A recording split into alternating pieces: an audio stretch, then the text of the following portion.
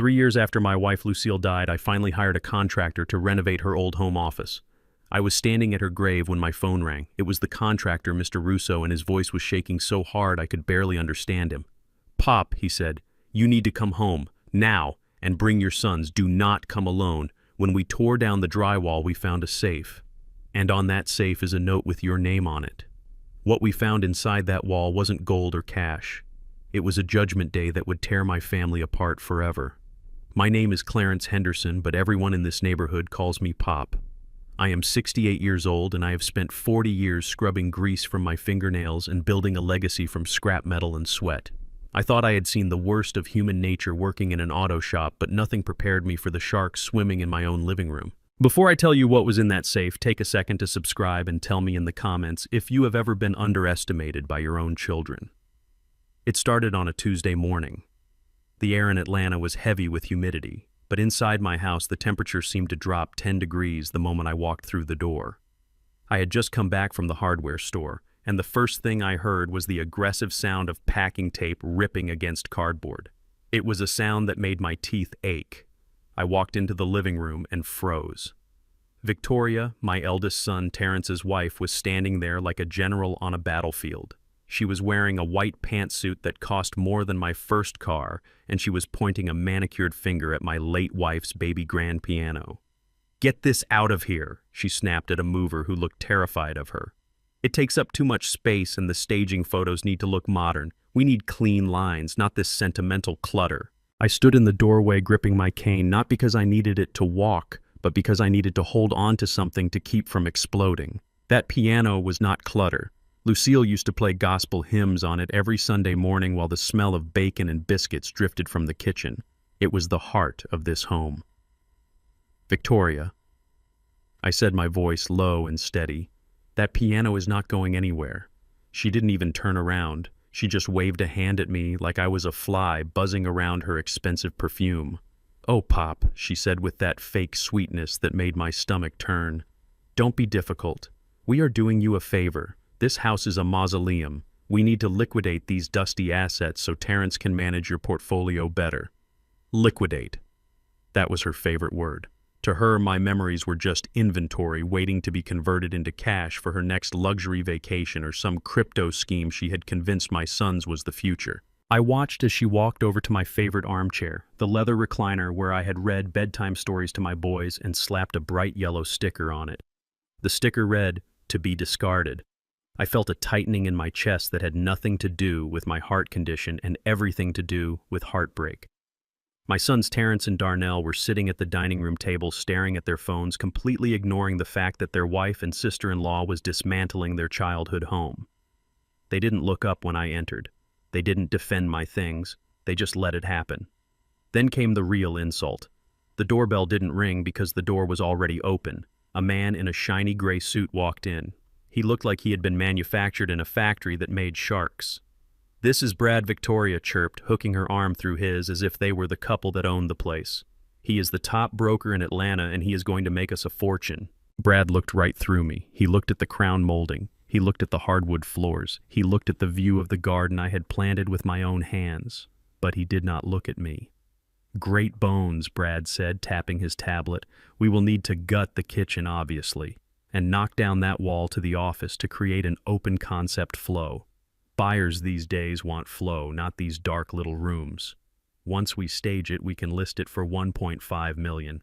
The proceeds should be more than enough to get the old man a premium suite at Shady Pines." I cleared my throat loud enough to rattle the china in the cabinet. "I am not going to Shady Pines," I said, stepping into the center of the room. "And you are not knocking down my wife's office." Brad finally looked at me, but his eyes were empty. He looked at Victoria with a raised eyebrow as if asking why the furniture was talking. "Is he legally competent to sign the listing agreement?" he asked. Victoria laughed, a high-pitched sound that grated on my nerves. "We are working on that," she said, winking at him. "Don't worry about Pop. He forgets things. He gets confused. He doesn't even know how much this place is worth in the current market. We are just trying to protect him from himself." I looked at Terrence, my firstborn, the boy I had taught to throw a baseball. "The man I had bailed out of debt 3 times. Terrence," I said. "Are you going to let them talk about me like I am dead?" Terrence finally looked up from his phone. He looked tired and weak. "Pop, come on," he said, his voice whining. "Victoria knows real estate. Just let her handle it. You are stressed. Maybe you should go rest in your room while we finish the inventory. Rest in my room, in my own house." I realized then that to them I was already a ghost. They were just waiting for my body to catch up with their wishes. I didn't yell. I didn't throw them out. Not yet. I had learned a long time ago from working on engines that if you force a rusted bolt, it breaks. You have to apply pressure slowly. I just grabbed my keys and walked out. I needed to breathe. I needed to talk to the only person who ever truly understood me. I drove my old Ford truck to the St. Jude Cemetery on the edge of town. The silence there was better than the noise of betrayal at home. The grass was wet with morning dew as I knelt beside the granite headstone that read Lucille Henderson, beloved wife and mother. "Lucille," I whispered, touching the cold stone. "They are trying to sell the house. They are trying to erase you. They want to turn your office into an open concept flow, whatever the hell that means. I don't know how much longer I can play the fool. I don't know if I have the strength to fight them alone." That was when my phone buzzed in my pocket. I wiped my eyes and looked at the screen. It was Tony Russo. Tony was an old friend of ours, a contractor I had secretly hired 2 days ago. I had told him to start renovating Lucille's office, not to gut it, but to restore it. I wanted to surprise the family by turning it into a library. I thought he was calling to ask about paint colors or wood stain. I was wrong. "Hello, Tony," I said, trying to keep my voice steady. There was a long silence on the other end. All I could hear was the sound of heavy breathing and the background noise of a sledgehammer hitting concrete. "Pop," Tony said, and his voice was unrecognizable. It was tight and high, like a man who had just seen a ghost. "You need to come home, right now." "Tony, what is it? Did a pipe burst?" I asked, standing up. "No, Pop, listen to me," Tony hissed. "We took down the drywall behind the old bookshelf, the load-bearing one. It is hollow, Pop. There is a room back here, a room that is not on the blueprints, a hidden room." My hand tightened around the phone. Lucille had designed that office herself. She never let anyone in there when she was working on her tax files. "And Pop, you need to bring your sons."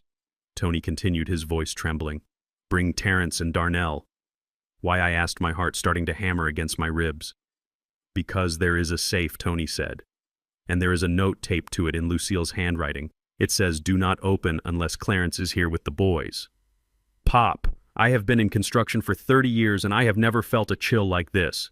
You need to get here before anyone else sees this. But whatever you do, don't tell Victoria. Just get the boys." I hung up the phone. The cemetery was quiet, but inside my head a storm was brewing. A hidden room, a safe, a note from the grave.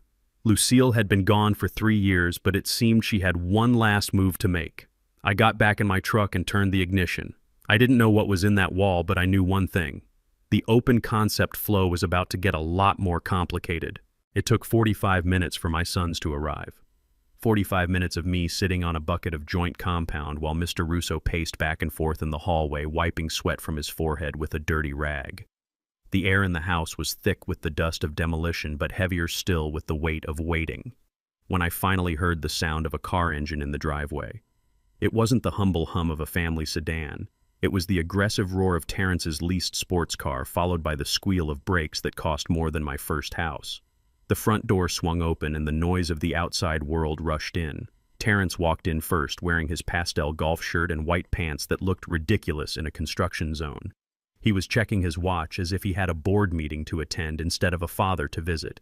Darnell followed close behind, looking like a shadow of his older brother, his eyes darting around the room nervously. And then there was Victoria. She stepped into the foyer and immediately wrinkled her nose, covering her mouth with a silk scarf as if the very air of my home was poisonous. "So what is the emergency?" Pop, Terrence asked without even saying hello. He looked at the plastic sheeting hanging from the ceiling and grimaced. "Victoria has a showing in Buckhead in an hour. We do not have time for games." I stood up slowly, my knees popping in the silence. "This isn't a game," I said. Victoria stepped forward, her heels clicking sharply on the hardwood. "Well, it better be good," she said, her voice muffled by the scarf. "Did you find asbestos? Because if you did, we need to disclose that to the buyers immediately, and that is going to kill the listing price." She didn't ask if I was okay. She didn't ask why the contractor looked like he had seen a ghost. She only worried about the listing price.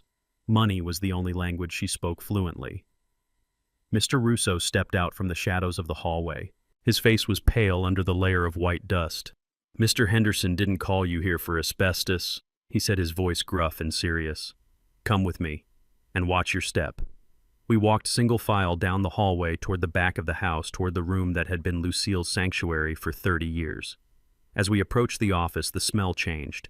It wasn't just dry lumber and plaster anymore. There was a smell of old paper and stale air, a scent that had been trapped in darkness for a long time. The drywall had been cut away, revealing a dark gap between the studs. It wasn't just a hollow space. It was a doorway. "What is this?" Terrence asked, stepping closer, his greed suddenly piquing his interest. "A wine cellar. Did Mom hide a wine cellar back here?" I watched his face. I saw the calculation happening behind his eyes. He wasn't thinking about his mother. He was thinking about vintage bottles he could auction off. "It is a panic room," Mr. Russo said quietly.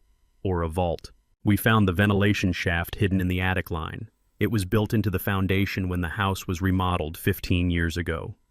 Victoria pushed past Darnell, ignoring the dust that settled on her pristine blazer. "A vault," she repeated, and for the first time since she arrived, her eyes were wide, not with annoyance, but with hunger. Why would Lucille need a vault? What did she have to hide? I didn't answer. I just gestured for Russo to finish the job. He picked up his sledgehammer. The sound of metal hitting stone echoed through the house like a gunshot, making Darnell jump. Swing after swing, the opening grew wider. Dust billowed out in thick white clouds, coating us all. Victoria coughed and waved her hands frantically, but she didn't leave. She stood rooted to the spot, mesmerized by the possibility of treasure. When the hole was finally big enough for a man to walk through, Mr. Russo stepped back and shined his heavy-duty flashlight into the darkness. "Go ahead, Pop," he said softly. "It is your house." I took the flashlight. My hand was trembling. I stepped over the debris and squeezed into the narrow space. The beam of light cut through the gloom. It was a tiny room, barely 6 feet wide. The walls were lined with metal shelves, stacked high with banker's boxes. But my eyes were drawn instantly to the object sitting on the concrete floor at the far end. It was a safe. An old iron beast of a safe, black and heavy-looking like something that belonged in a bank from the 1920s. It sat there silent and imposing, a monolith of secrets. Terrence squeezed in behind me, pushing me slightly. "Move over, Pop. Let me see," he said. When the light hit the safe, he let out a low whistle. "Look at that. That is serious hardware." Mom must have been stashing cash from the business for decades. Victoria didn't wait for an invitation. She shoved past Darnell, who was lingering at the entrance, and forced her way into the cramped space. The air in there was instantly suffocating. It smelled of metal and greed. "Open it," Victoria commanded, her voice echoing off the concrete walls. "I don't know the combination," I said quietly, staring at the dial. "Don't give me that." Terrence snapped, his patience evaporating. "You are her husband. Of course you know it. What is inside, Pop? Gold bars, bearer bonds, cash. Stop holding out on us." I looked at my son, really looked at him. In the harsh light of the flashlight, his face looked distorted by avarice. He didn't look like the boy I raised. He looked like a stranger who smelled a payday. "I am telling you, I don't know," I said. "Lucille handled the finances. You know that." Victoria turned to Mr. Russo, who was standing outside the hole, watching us with a look of deep discomfort. "You," she barked, pointing a finger at him through the dust. "Go get your tools. Get a drill, a saw, whatever you need. Crack this thing open." Mr. Russo crossed his arms over his chest. "Lady, I am a contractor, not a safe cracker. And I take my orders from Mr. Henderson, not you." Victoria's face turned a blotchy red. "I am the power of attorney for this estate," she lied blatantly. "Open it or I will sue you for everything you own." Terrence didn't wait for the contractor. He looked around the small room and grabbed a crowbar that Russo had left leaning against the wall. "Fine," he grunted. "If you won't do it, I will. It is just old metal. I can pop the hinges." He raised the crowbar high over his head, ready to bring it down on the dial of the safe. The violence in his motion was shocking. He was ready to destroy his mother's legacy for a chance at quick cash. "Stop," I said. My voice wasn't loud, but it was hard. Terrence ignored me. He gritted his teeth, preparing to strike. "We need to see what is in there. Pop, move aside." I didn't move aside. Instead, I reached behind the door frame of the hidden room where I knew Lucille used to keep an emergency kit. My hand closed around the cold wooden stock of my old Remington shotgun. It wasn't loaded, I knew that, but they didn't. I racked the slide. The sound was unmistakable. Cha-chick. It was a sound that commanded instant, absolute silence. Terrence froze the crowbar, hovering in midair. He turned slowly, his eyes bulging when he saw the barrel pointed at the floor between us. "Pop, are you crazy?" he stammered, lowering the crowbar slowly. "Put that down." "Get out of the vault," I said, my voice steady and cold. "Everyone out. Now." Victoria looked like she was about to scream, but seeing the gun in the hands of a man she had spent all morning calling senile made her rethink her strategy. She backed out of the hole, her heels scraping awkwardly on the debris. Terrence followed, dropping the crowbar with a loud clang. Darnell was already halfway down the hall, shaking like a leaf. I followed them out, stepping back into the office. I leaned the shotgun against the desk, keeping it within reach. The atmosphere in this room had shifted from greedy excitement to terrified tension. "You threatened us." Victoria hissed, her face pale. "You threatened your own children with a gun." "I am calling the police. This proves you are unstable." "Call them," I challenged. "Tell them you were breaking and entering into a secured room in my house and attempting to destroy my property. See who they arrest." Mr. Russo stepped forward, acting as a human shield between me and them. "Folks, calm down," he said, his voice firm. "Nobody is calling anyone. Look at the safe. Really look at it." He pointed his flashlight back into the hole. On the front of the safe, taped just above the dial, was a white envelope. In the chaos of the discovery, no one had noticed it. I walked over and carefully peeled the tape back. The envelope was yellowed with age, but the handwriting on it was sharp and clear. It was Lucille's handwriting. Just seeing those loops and curves made a lump form in my throat. "Read it," Victoria demanded, though her voice was less imperious now. I put on my reading glasses, my hands shaking slightly. I took a deep breath and read the words aloud. "To my husband Clarence, do not open this safe until you are ready to admit the truth about our children. Do not open this safe until you realize that they are beyond saving. If you are reading this, it means they have finally broken your heart completely. Bring them here. Let them watch. And then let justice be done." The silence that followed was heavy enough to crush a man. Darnell slumped against the wall, sliding down until he was sitting on the floor, his head in his hands. "Oh God," he whispered. "Mom knew. She knew everything." Terrence looked at the note and then at me. He tried to laugh, but it came out as a dry, choking sound. "This is ridiculous. It is just another one of her dramatic games. She was always controlling Pop, you know that. She just wants to control us from the grave." "Shut up," Darnell said, suddenly looking up. His eyes were red. "Just shut up, Terrence." Victoria wasn't listening to the emotional turmoil. Her eyes were still fixed on the safe. "Justice," she muttered. "Justice usually means money in a will. She thinks she is punishing us, but she probably left a fortune to some charity and we need to stop it. Clarence, you have to open it. We have to know what she did." I looked at the note again. The truth about our children. Beyond saving. Lucille had seen this day coming years ago. While I was making excuses for them, while I was covering their debts, she was preparing for the end. She saw the rot in them that I refused to acknowledge. I reached into my pocket and pulled out my wallet. Tucked inside behind a photo of Lucille and me on our wedding day was a small, folded piece of paper. It was a sequence of numbers she had given me on her deathbed. She had said it was for a rainy day. I never knew what it was for until this exact moment. I walked back into the vault. The air felt colder now. "Pop, don't," Terrence said, his voice trembling. "Maybe we should just leave it. Maybe we don't want to know." "It is too late for that, son," I said. I knelt before the iron beast. I turned the dial. Right to 18, left to 04, right to 19, left to 82, the date our daughter was born and the date she died.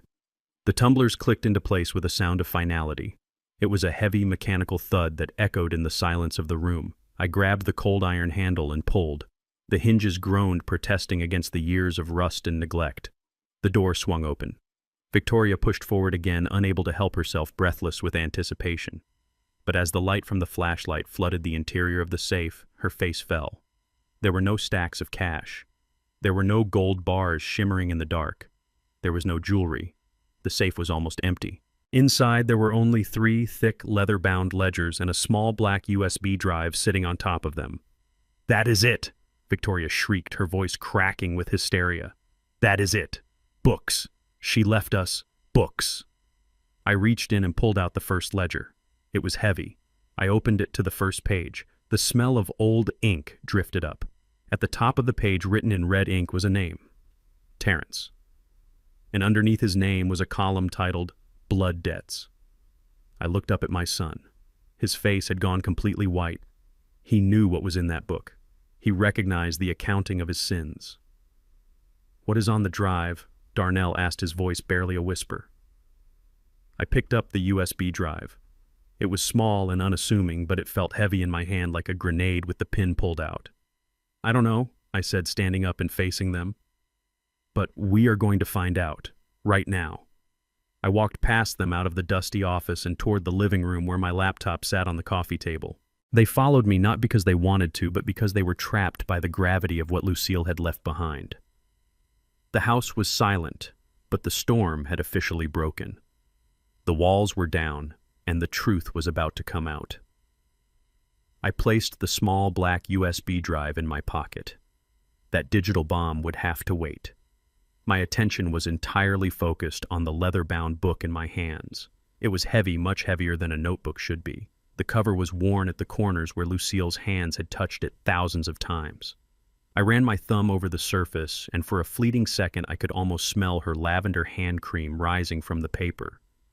The room was so quiet I could hear the hum of the refrigerator from the kitchen down the hall. In the small, dusty office, the air felt thick enough to choke on. Mr. Russo stood by the door, his arms crossed, acting as a silent sentinel. Darnell was huddled in the corner, chewing on his thumbnail, a habit he had never outgrown since childhood. Victoria was tapping her foot impatiently, but her eyes were locked on the ledger with a mixture of fear and calculation. And Terrence, my firstborn, stood rigid, his face slick with a sheen of sweat that had nothing to do with the Georgia heat.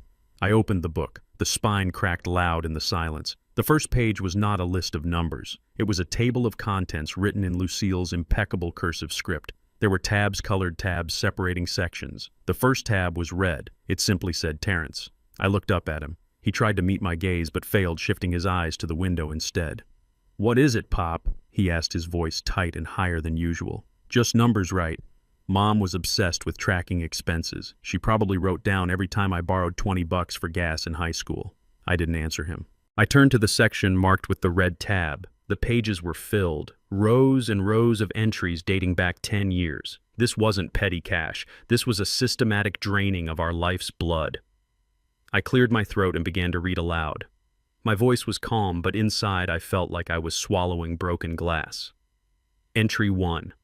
August 12, 2014.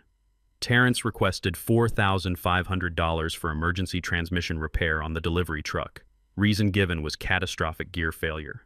I paused and looked at him. "I remember that day. You came to the house crying, saying the business would stall if we didn't fix the truck immediately. You said the mechanic needed cash up front." Terrence laughed nervously, wiping his forehead. "Yeah, I remember. That old truck was a piece of junk. We were lucky to keep it running." I looked back down at the book.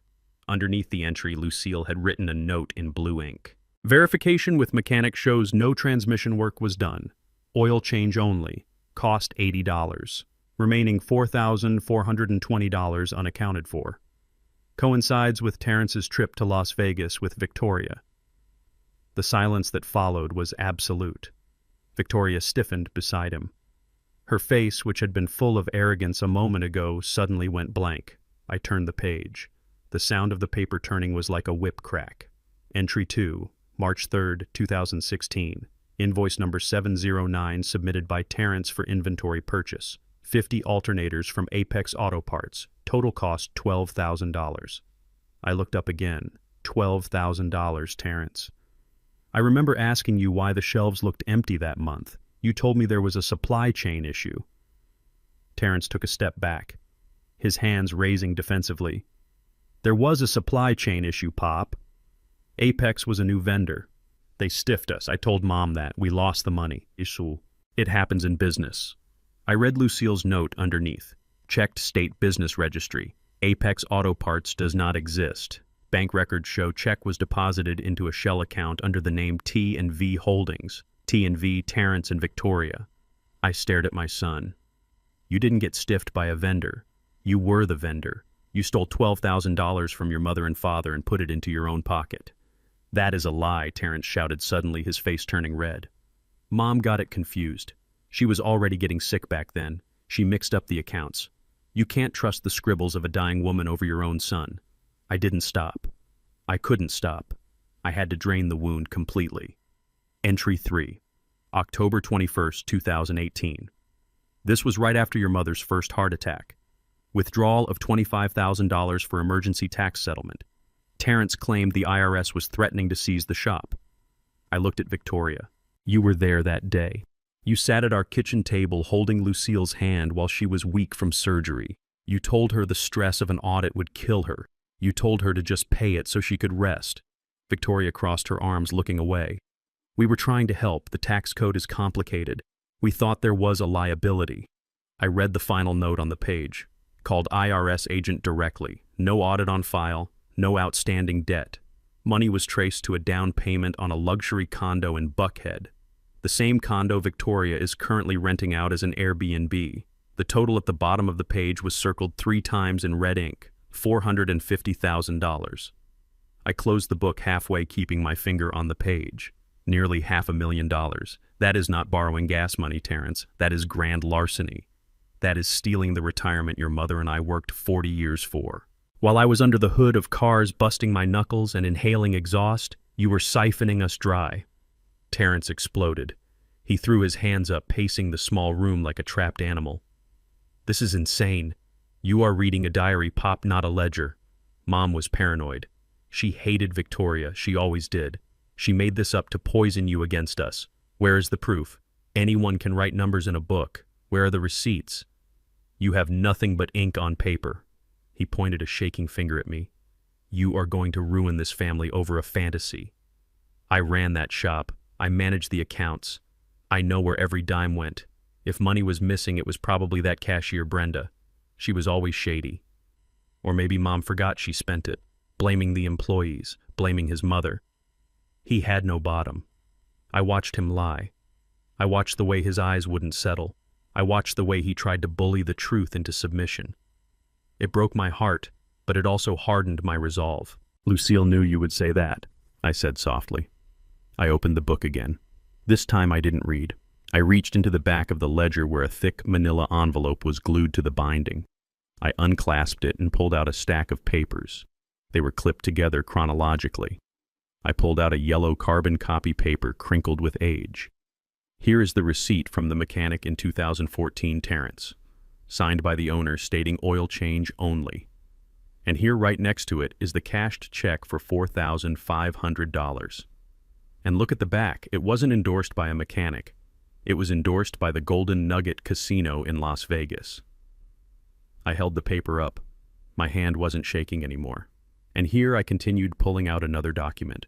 The bank transfer record for the $12,000 to Apex Auto Parts. Look at the routing number. I went to the bank yesterday, Terrence. I had them pull the ownership of this account. It lists 2 beneficiaries, Terrence Henderson and Victoria Henderson. I tossed the papers onto the desk. They slid across the polished wood, stopping right in front of Victoria. And the $25,000 for the tax audit, I said, my voice dropping to a dangerous whisper. Here is the letter from the IRS confirming no activity on our account for that year. And here is the closing statement for your condo dated 3 days after the withdrawal. The down payment matches exactly to the penny. Terrence looked at the papers. He looked like he had been punched in the gut.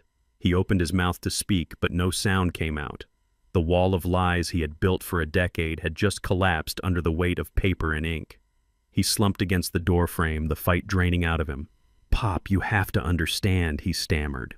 We were drowning. We had debts. We just needed a leg up. I was going to pay it back. I swear I was going to pay every cent back once the crypto investments took off. Investments, I repeated bitterly. You gambled with our sweat. You bet our legacy on digital coins and luxury condos. Victoria stepped in then. She placed a hand on Terrence's shoulder, not to comfort him, but to steady herself. She looked at me with cold, hard eyes. So what she said. Her voice was sharp, devoid of shame. So he took some money from the family business. He is the heir Clarence. It is his money anyway. He just took an advance. He worked at that shop for 10 years. He was underpaid. You paid him peanuts while you sat on a pile of cash. He deserved a living wage. A living wage, I asked, incredulous. $450,000 is not a living wage, Victoria. It is a fortune. It is family money, she snapped. It all goes into the same pot eventually. Why does it matter if he spent it then or if he spends it when you die? You are being petty. You are putting money over your own son. Look at him, he is a wreck. Are you happy now? You proved your point. You proved you are a miser who tracks every penny while his children struggle. She was twisting the knife trying to turn the victim into the villain. It was a masterclass in manipulation. I am not a miser, I said, standing up. I stepped closer to them, towering over them in the small room. I am a father who thought he was raising a man, not a parasite. And this isn't about money, Victoria. If he had asked, I would have given him the shirt off my back. I did give him everything. I pointed at the book. This is about betrayal. This is about looking me in the eye for 10 years, smiling at Sunday dinner, hugging your mother on her birthday, all while you were stealing the safety net she built for her old age. You didn't just steal money, I said, my voice trembling with rage. You stole her peace of mind. You stole the vacations she never took because she thought we were broke. You stole the better doctors we didn't hire because the accounts were low. Terrence looked up, tears streaming down his face. Pop, don't say that. We didn't hurt Mom. I slammed the ledger shut. The sound echoed like a gavel in a courtroom.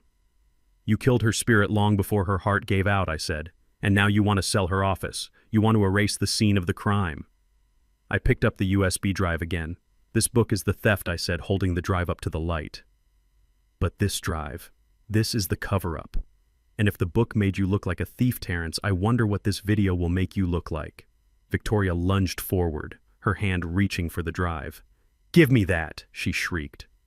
Mr. Russo moved faster than I thought a man of his size could.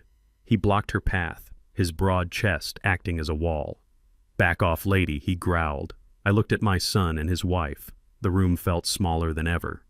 Sit down, I commanded, pointing to the 2 wooden chairs opposite the desk. Sit down and watch, because we are not done. We are just getting started.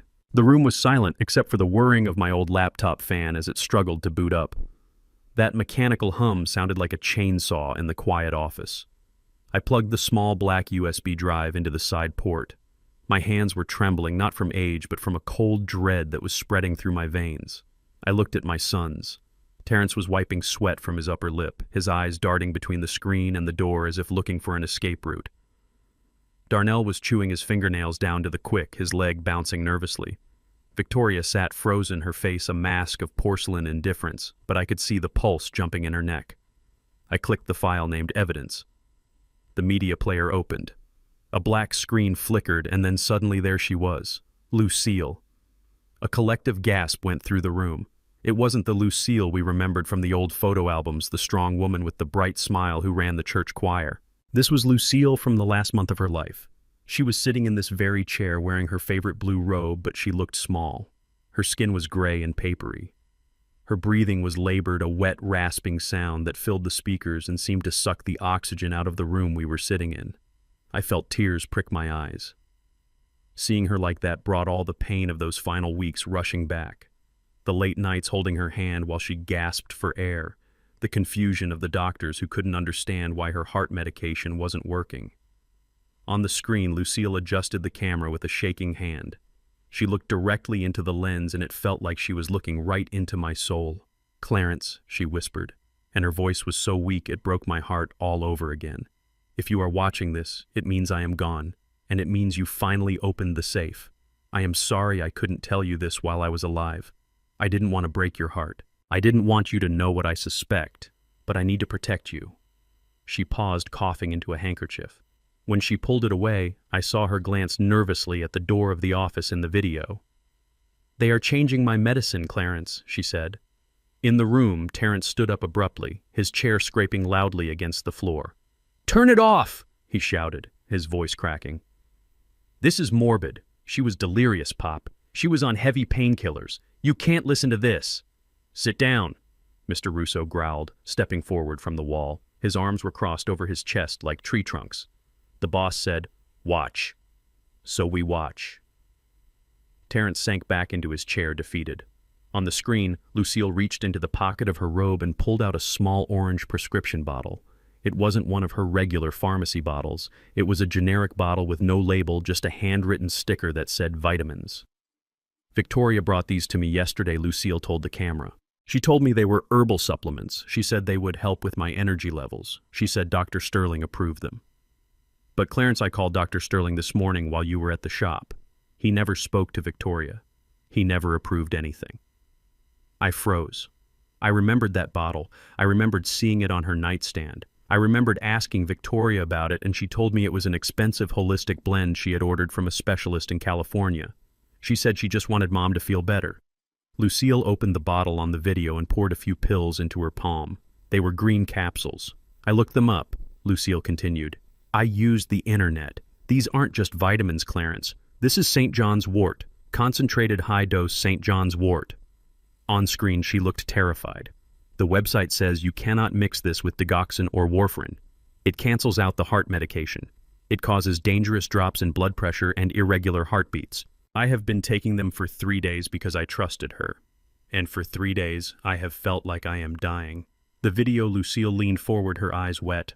I stopped taking them this morning, but I am afraid the damage is done. My chest feels so heavy. I am recording this because if my heart stops tonight, it wasn't nature. It was help. It was help from family. The video ended abruptly with the sound of a door opening in the background and Lucille quickly hiding the camera. The screen went black. For 10 seconds, nobody breathed. The silence was absolute. It was the silence of a tomb. I slowly turned my head to look at Victoria. The air in the room felt electric, charged with a violence that was about to explode. St. John's wort. I said, my voice sounding distant and hollow to my own ears. You gave a woman with congestive heart failure a supplement known to neutralize her medication. Victoria let out a sharp laugh. It sounded like glass breaking. Oh, please, she scoffed, waving her hand dismissively. She was paranoid. I was trying to help her. It was a natural supplement. How was I supposed to know it interacted with her meds? I am a real estate agent, not a doctor. You lied, I said, standing up. My hands were balled into fists at my sides. You told her Dr. Sterling approved it. You told me it was from a specialist. You lied to get her to swallow poison. I didn't know, Victoria shouted, standing up to match me. Her mask was slipping. Her face was twisted into a sneer of defensive, ugly rage. She was old, Clarence. She was sick. Her heart was a ticking time bomb anyway. I just gave her some herbs to boost her mood. If she died, it is because she was weak, not because of some vitamins. Liar.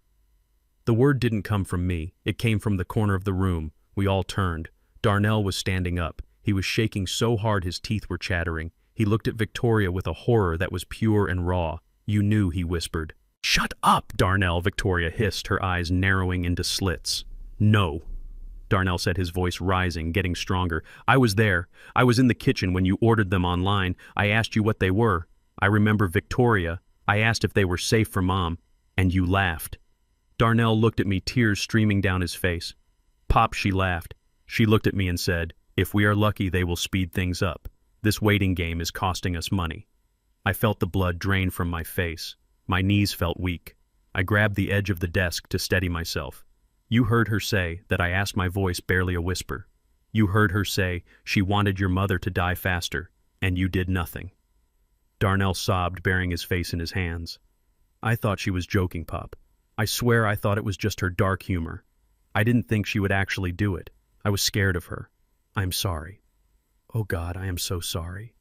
Terrence looked at his wife as if he was seeing a monster for the first time. You did what, he stammered. Victoria, tell me you didn't do that. Stealing money is one thing, but this is... Victoria spun on him, her eyes blazing with a fire that consumed everything. Don't you look at me like that, Terrence Henderson, she screamed. I did it for us. We were drowning in debt because of your incompetence. We needed the inheritance. We needed this house. Your mother was clutching onto life and dragging us down with her. Someone had to make the hard choice. Someone had to be the adult. She admitted it. She stood there in my wife's office, surrounded by the dust of the walls she wanted to tear down, and she admitted that she had accelerated Lucille's death for a payout. Murder, I said. The word hung in the air, heavy and cold.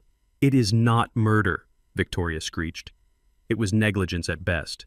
You can't prove intent. It was just an herbal supplement. No jury will convict a grieving daughter-in-law for trying to help with holistic medicine. She was confident. She was arrogant. She thought she could talk her way out of anything. But then she looked at the laptop. She looked at the USB drive still glowing with a blue light. That video, she muttered. That video is the only proof. The realization hit her like a physical blow. Without that video, it was just hearsay. It was just Darnell's word against hers, and she knew she could bully Darnell into silence. But the video was objective. The video was Lucille testifying from the grave. Victoria moved. She didn't move like a human. She moved like a cornered animal. She lunged across the desk, her manicured claws reaching for the laptop. "No, you don't!" she screamed. I tried to grab it, but I was too slow. She knocked the laptop off the desk. It hit the floor with a sickening crunch. But she wasn't done. She grabbed a heavy brass paperweight from the desk, a gift I had given Lucille for our 30th anniversary, and raised it high above her head, ready to smash the computer into oblivion. "Hey," Mr. Russo shouted. The contractor moved with the speed of a linebacker. He leaped over the pile of drywall debris and tackled Victoria just as her arm came down. They crashed into the bookshelf. Books and papers flew everywhere. Victoria was screaming a high-pitched sound of pure fury, kicking and scratching at Mr. Russo's face. "Let go of me, you dirty laborer," she shrieked. "Let go of me." "Get the drive, Pop." Mr. Russo grunted, holding her wrist down. "Get the drive." I scrambled to the floor. The laptop was cracked, the screen shattered, but the USB drive was still plugged into the side, blinking its steady blue light. I pulled it out, clutching it in my hand like it was the most precious diamond in the world. I stood up, breathing hard, my heart hammering against my ribs. "I have it," I said, holding it up. "It is safe." Mr. Russo hauled Victoria to her feet. She was panting, her hair wild, her expensive suit covered in white dust. She looked deranged. Terrence was cowering in the corner. Darnell was still crying on the floor. I looked at this woman, this person I had welcomed into my home, this person who had eaten at my table, and I felt nothing but a cold, steely resolve. "Get out of my house," I said quietly. Victoria straightened her jacket, trying to regain some shred of dignity. "You can't kick us out," she spat. "We have rights. Terrence has rights." I walked over to her until I was inches from her face. I gripped the USB drive so tight it cut into my palm. "You are not leaving because I am kicking you out, Victoria," I said. "You are leaving because if you don't, I will use this shotgun to defend my life against an intruder who just tried to destroy evidence of a homicide."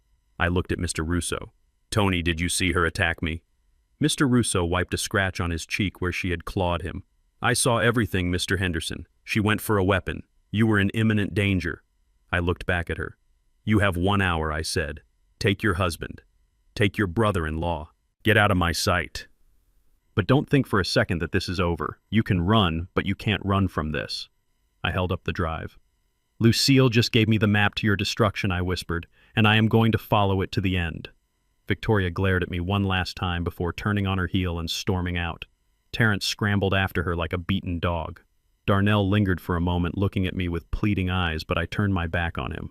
When the front door slammed shut, the silence returned, but it wasn't peaceful. It was the heavy silence of a battlefield after the first shot has been fired. Mr. Russo picked up the broken laptop. "I can fix the screen, Pop," he said gently, "but the drive is what matters." I looked at the small black device in my hand. "This isn't just a drive, Tony," I said. "This is a death sentence, and I am going to be the executioner." But I knew it wouldn't be that easy. Victoria was cornered, but she wasn't finished. She would come back. She would come back with lawyers, with lies, with everything she had. I needed to be ready. I walked over to the phone and dialed a number I hadn't called in years. "Hello," I said when the voice answered. "Is this Althea Gibson?" "This is Clarence Henderson. Lucille told me if I ever opened the safe, I should call you immediately." "Well, Althea, I opened it. And we have a war to fight." The storm didn't just arrive. It crashed into us like a physical blow from the heavens. By 6 in the evening, the sky over Atlanta had turned a bruised purple color that I had only seen before tornadoes. The wind began to howl around the eaves of the house, stripping the leaves from the magnolia trees and slamming them against the siding. Inside the house, the air grew heavy and wet. It was the kind of pressure that makes your joints ache and your head throb. We were trapped. Victoria had tried to leave after the confrontation in the office, but her luxury car wouldn't start. Maybe it was the battery, or maybe it was divine intervention keeping them here for the reckoning. When the power went out, it happened all at once. There was no flicker, no warning. 1 second the lamps were casting a warm yellow glow on the tension in the living room, and the next, we were plunged into absolute suffocating darkness. The hum of the refrigerator died. The air conditioner sputtered and stopped, leaving us in a sudden silence that was instantly filled by the roar of the rain on the roof. I sat in my armchair in the corner of the living room, the only place I felt I could watch all the exits. The darkness changed the house. This place where I had raised my children, where Lucille and I had danced in the kitchen to old records, suddenly felt like a stranger. The shadows stretched out like long fingers reaching for me. Every creak of the floorboards sounded like a footstep. Every rattle of the window pane sounded like a threat. I could hear them moving in the kitchen. Victoria and Terrence. They were whispering. Darnell had retreated to the guest bedroom hours ago claiming a migraine, but I knew he was just hiding from his own conscience. But my eldest son and his wife were awake. They were huddled together in the dark, and the sound of their hushed voices drifted down the hallway carried by the draft. I stood up slowly. My knees protested, but I ignored the pain. I needed to know what they were planning. I knew the layout of this house better than I knew the lines on my own hand. I moved through the living room, navigating by touch, my fingers trailing along the wall. I stepped carefully, avoiding the loose floorboard near the entrance to the dining room. I moved like a ghost in my own home. I stopped just outside the kitchen door. The storm outside provided flashes of lightning that illuminated the room in brief strobe like bursts. In those flashes I saw them. Victoria was leaning against the counter holding a lit candle. The flame cast long, dancing shadows on her face, making her look demonic. Terrence was pacing back and forth, wringing his hands. "We can't just wait," Victoria hissed. Her voice was low, but it carried a sharp edge of desperation. "He has the drive, Terrence. He has the evidence. If he gives that to the lawyers tomorrow morning, we are finished. Do you understand? Prison. We will go to federal prison." I held my breath, pressing my back against the cold plaster of the wall. "I know," Terrence whispered back, his voice trembling. "But what can we do? He is crazy. He pulled a gun on us. He is watching us like a hawk." "He is an old man," Victoria snapped. She moved closer to him, the candlelight flickering in her eyes. "He is confused. He is stressed. And now it is dark. The stairs to the basement are steep, Terrence. The fuse box is down there." My heart stopped. The blood froze in my veins. I knew exactly where this was going. "He needs to check the fuses." Victoria continued, her voice dropping to a seductive whisper. "It would be so easy. A slip, a fall in the dark. At his age, a fall down those concrete stairs is fatal. Or at least it causes a brain injury severe enough to make him incompetent. If he is incapacitated, I become his legal guardian again. I get control of the estate. I get control of the evidence. I listened to my daughter-in-law plan my murder. She spoke about it with the same casual tone she used to discuss closing a real estate deal. It was a problem to be solved, a transaction to be completed." Terrence stopped pacing. I couldn't see his face in the dark, but I could hear the hesitation in his breathing. "You want to kill him?" he asked. "Vic, that is my dad." "We can't kill him." "We aren't killing him," Victoria insisted, gripping his arms. "It is an accident. Accidents happen all the time to seniors, especially during storms. Who is going to question it? The police already think he is senile thanks to that report I filed.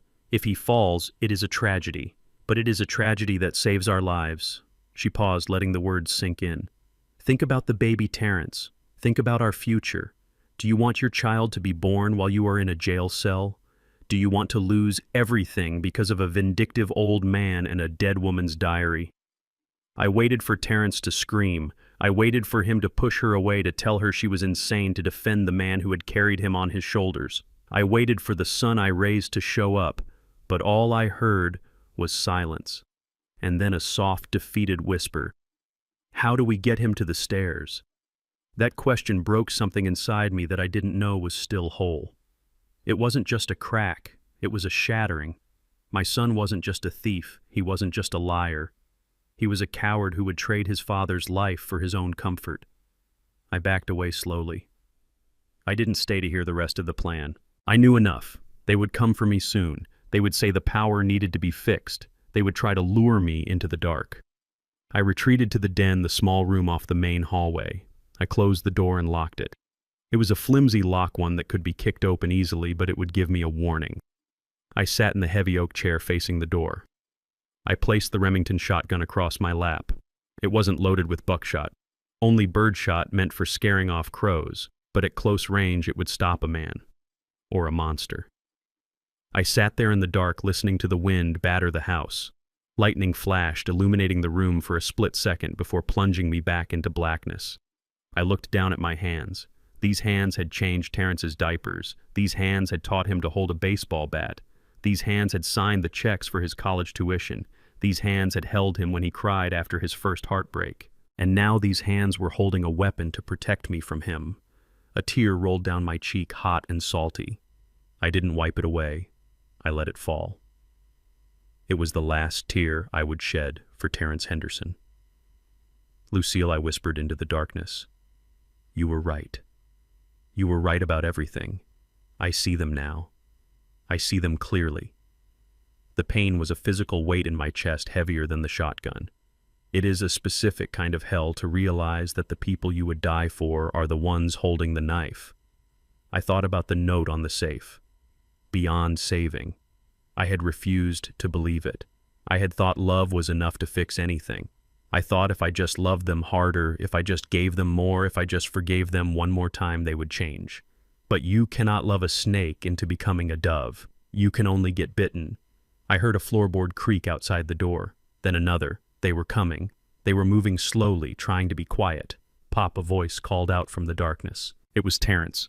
His voice was shaking, feigning concern. Pop, are you in there? The fuses blew. I think I know how to fix them, but I need you to hold the flashlight for me. It is down in the basement. I didn't answer. I just thumbed back the hammer of the shotgun. The click was loud in the silence.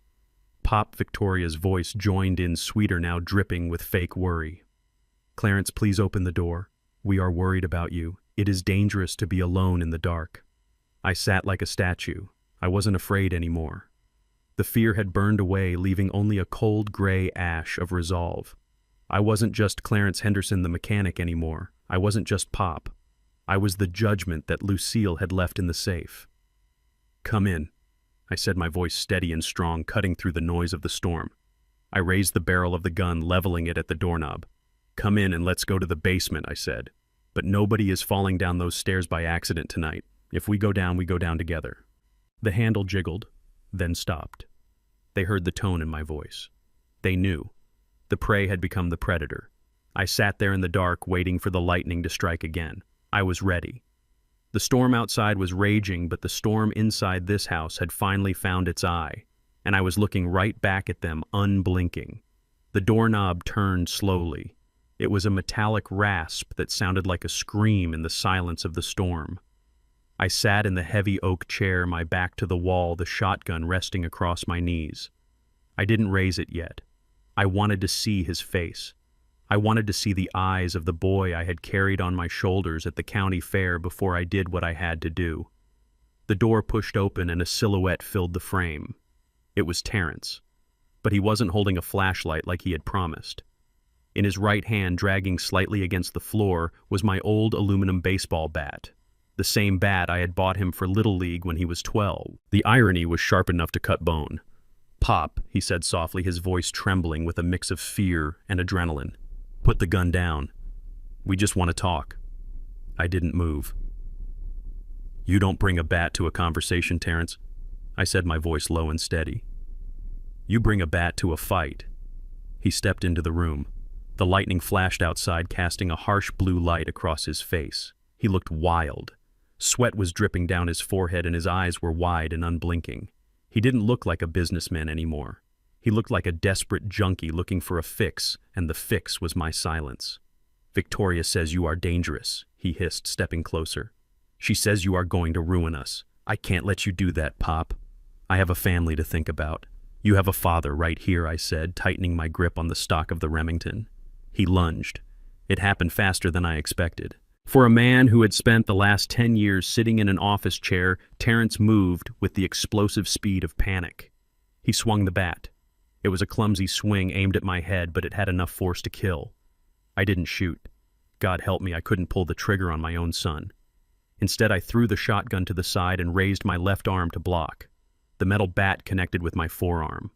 The pain was blinding, a white-hot shock that traveled all the way to my shoulder. My bone didn't break, but it felt like it had turned to dust. I grunted, sliding out of the chair. Terrence raised the bat for a second strike, screaming something incoherent. He thought because he was 35 and I was 68 that he had the advantage. He thought youth and gym muscles were enough. He was wrong. I had spent 40 years wrestling with rusted engine blocks. I had spent decades applying torque to bolts that refused to move. My hands were not soft. They were calloused vices, made of steel and experience. When he swung down again, I stepped inside his guard. I ignored the screaming pain in my left arm and grabbed his wrist with my right hand. I didn't just grab it. I clamped down. I felt his tendons shift under my fingers. "Drop it," I growled. He tried to pull away, but I used his own momentum against him. It was simple physics. Leverage. I stepped behind him, kicking the back of his knee. His leg buckled. As he fell, I twisted his arm behind his back, pushing it high up toward his shoulder blades. He screamed, dropping the bat. It clattered loudly on the wooden floor, rolling away into the shadows. I slammed him face first into the wall. I held him there, my forearm pressed against the back of his neck. He was thrashing, trying to buck me off, but I leaned my weight into him. I knew exactly where to apply pressure to paralyze a man without permanently crippling him. It was a trick I learned in the mechanic shop when dealing with unruly customers back in the 80s. "Stop fighting me," I shouted into his ear. "Stop it before I break your arm." "You are crazy," he sobbed, his face pressed against the plaster. "You are assaulting me." I pulled him back and shoved him onto the floor. He scrambled backward, crab walking until he hit the legs of the desk. He looked up at me, terrified, clutching his shoulder. I stood over him, breathing hard, my injured arm throbbing in time with my heartbeat. I looked down at him. I didn't see a monster anymore. I saw a pathetic, weak man who had never learned that actions have consequences because his mother and I had always been there to catch him. "You think you are strong because you can swing a bat?" I said, my voice shaking with rage. "Strength isn't violence, Terrence. Strength is carrying a burden without breaking. And you break every time the wind blows." The door to the den swung open wider. Victoria stood there holding a battery-powered lantern. Darnell was behind her, peering over her shoulder like a frightened child. "Oh my God," Victoria shrieked, seeing her husband on the floor. "You animal! You attacked him!" I reached into the inside pocket of my jacket. My hand brushed against the bruise forming on my ribs, but I ignored it. I pulled out the second ledger. This one was thinner than the first, but the leather was black as midnight. I tossed it onto the floor. It landed with a heavy thud right between Terrence's legs. "Pick it up," I commanded. Victoria stepped forward suspiciously. "What is that?" "It is Darnell's turn," I said, looking straight at my youngest son. Darnell froze. He tried to back away into the hallway, but he bumped into the doorframe. "No pop," he whispered, his eyes filling with tears. "Please don't. Not that." I walked over and kicked the book open. It lay there on the floor, accusing us all. "Read the entry from November 4th, 2018, I said. "Read it, Darnell. Or do I need to read it for you?" Darnell shook his head violently, covering his ears with his hands. Stop it, please." Victoria looked confused. She looked from Darnell to the book. She bent down and picked it up, bringing the lantern closer. November 4th, she read aloud. $200,000, wire transfer to the law firm of Baker and McKenzie. Settlement agreement. Non-disclosure agreement signed. She looked up. $200,000. Darnell told me he won a scholarship for his MBA. He told me the tuition was paid for by a grant. I laughed. It was a dry, bitter sound. A grant. No, Victoria. That wasn't a grant. That was blood money. I looked at Darnell, who was now sobbing openly, sliding down the wall to sit on the floor. "Tell her what happened, Darnell," I said. "Tell her why your mother had to sell the creek lot, the land she was saving for her retirement villa. Tell her why she had to work 2 extra tax seasons while she was sick." He didn't answer. He just cried, rocking back and forth. He was drunk, I said, my voice cold. He was driving his truck down I-20 at 2 in the morning. He hit a car. A single mother was in that car. She didn't die, thank God, but her legs were crushed. She will never walk without a cane again. Victoria gasped, covering her mouth. "He fled the scene," I continued. "My son, the coward, fled the scene. He came home crying to Mommy. And Lucille." God bless her foolish heart, she couldn't bear the thought of her baby going to prison. So she hired the most expensive lawyer in the state. She negotiated a civil settlement to keep the criminal charges from sticking. She paid for that woman's surgeries. She paid for her silence. I pointed a shaking finger at Darnell. She saved your life that night. She saved your freedom. And how did you repay her? By letting your wife make fun of her cheap clothes, by complaining that the Christmas gifts weren't expensive enough, by standing there and watching Victoria feed her poison pills because she was taking too long to die. Darnell looked up, his face swollen and red. I wanted to tell you, Pop. I wanted to pay her back. But I couldn't. I was scared. Scared of what I asked. Scared of working hard. Scared of owning your mistake. I looked at Victoria. She was staring at Darnell with a look of pure disgust. But it wasn't moral disgust. It was the disgust of a predator realizing her partner was weak. You idiot, she hissed at Darnell. You told me that money was an inheritance from your grandmother. You told me you brought assets into this marriage. I didn't want you to leave me, Darnell wailed, reaching out for her leg. I knew you liked successful men. I didn't want you to know I was a criminal. I watched them. The dynamic had shifted. Victoria wasn't scared of the crime. She was angry about the deception. She was angry that the money she thought was hers was actually just a debt paid to keep him out of jail. I picked up the shotgun from the floor. I broke the barrel to show them it wasn't loaded anymore. I didn't need it. The truth was a heavier weapon than lead could ever be. Get up, I said to Terrence, who was still sitting on the floor nursing his arm. And you, Darnell, get up. Darnell scrambled to his feet, wiping his nose on his sleeve. He looked at me with a glimmer of hope. Pop, I am sorry. I will make it right. I will testify against Victoria. I will tell the police about the pills. Just don't let me go to jail for the accident, please. The statute of limitations hasn't run out. For a second I saw a path to victory. If Darnell turned on Victoria, I could end this tonight. I could have her arrested for the attempted murder of Lucille. But then Victoria laughed. It was a low, throaty sound that made the hair on my arms stand up. She walked over to Darnell and placed a hand on his cheek. It looked like a caress, but I could see her nails digging into his skin. You won't testify against anyone, sweetie, she purred. Darnell pulled away. Yes, I will. I can't do this anymore. I killed Mom. We killed Mom. Victoria leaned in close, her lips brushing his ear, but loud enough for me to hear. If you say one word to the police, Darnell, I will show them the other video. Darnell froze. His eyes went wide with a terror I had never seen before. Even worse than the night of the accident. What video? I asked, stepping forward. Victoria turned to me smiling, a smile that didn't reach her eyes. Oh, Clarence, you think you are the only one who keeps secrets. Darnell has some hobbies that the church board wouldn't approve of, some late nights in hotels that wouldn't look good for a deacon's son. I have it all on my cloud. She looked back at Darnell. If I go down, you go down. And not just for the accident. I will ruin your reputation. I will ruin your marriage. You will be nothing. Darnell looked at me. He looked at the ledger on the floor. He looked at his brother, who was still groaning in pain. And then I saw the light go out in his eyes. The tiny spark of courage he had found a moment ago was extinguished by the fear of exposure. He slumped his shoulders. He looked down at his shoes. I am sorry, Pop, he whispered. I can't. I stood there in the center of the room, surrounded by the wreckage of my family. My eldest son who tried to beat me with a bat. My youngest son who was a coward held on a leash by his sins. And the woman who held the chains. I realized then that Lucille was right. The note on the safe wasn't a warning. It was a prophecy, beyond saving. I felt a cold calm wash over me. The anger was gone. The sadness was gone.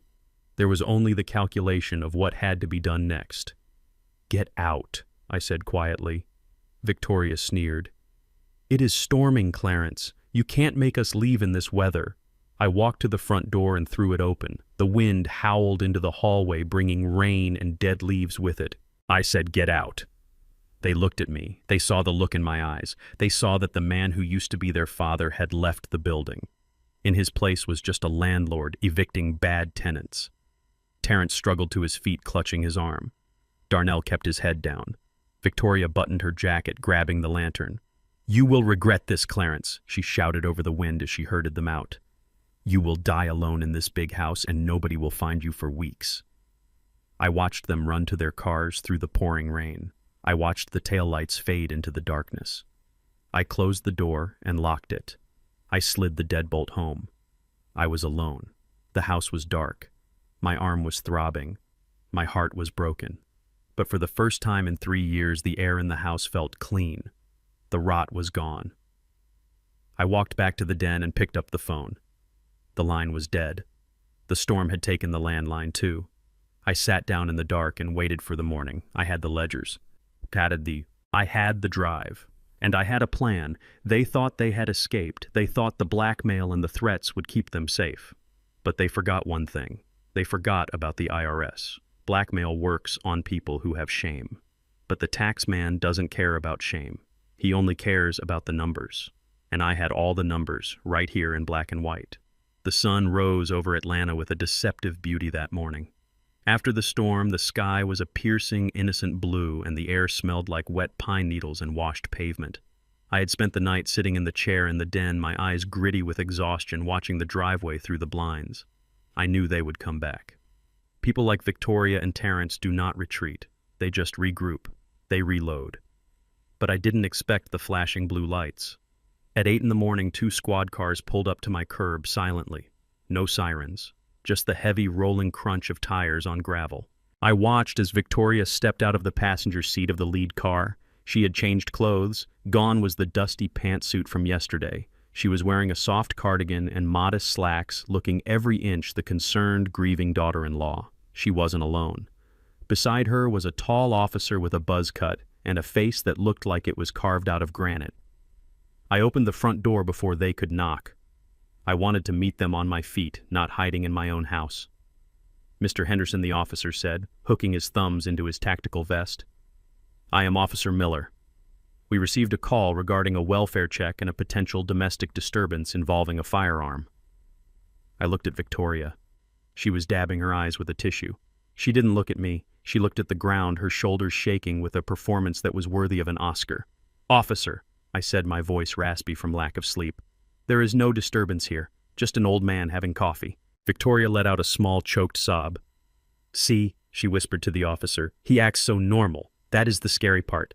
He snaps in and out of it so fast. Yesterday, he didn't even know who I was.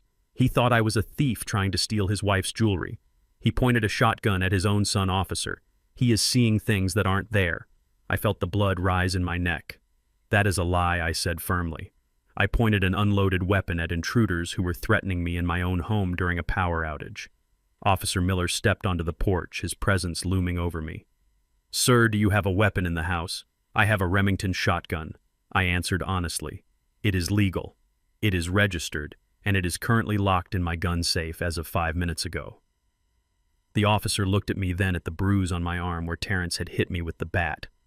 It was purple and ugly, blooming across my forearm. "What happened to your arm, sir?" the officer asked. I opened my mouth to tell the truth. "To say my son attacked me." But Victoria cut in smooth as silk. "He fell," she said quickly, her voice dripping with concern. "He fell down the stairs last night, officer.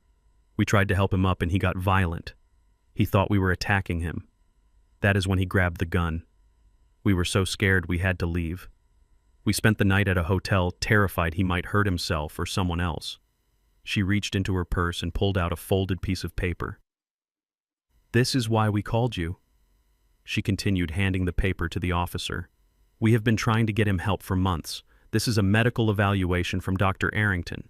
It confirms a diagnosis of early-onset dementia with paranoid delusions. We were scheduled to move him into a care facility next week, but he is resisting." I stared at the paper. Dr. Arrington. I had never met a Dr. Arrington in my life. My doctor was Dr. Sterling and had been for 20 years. "That is a forgery," I said, stepping forward. "I have never seen that doctor.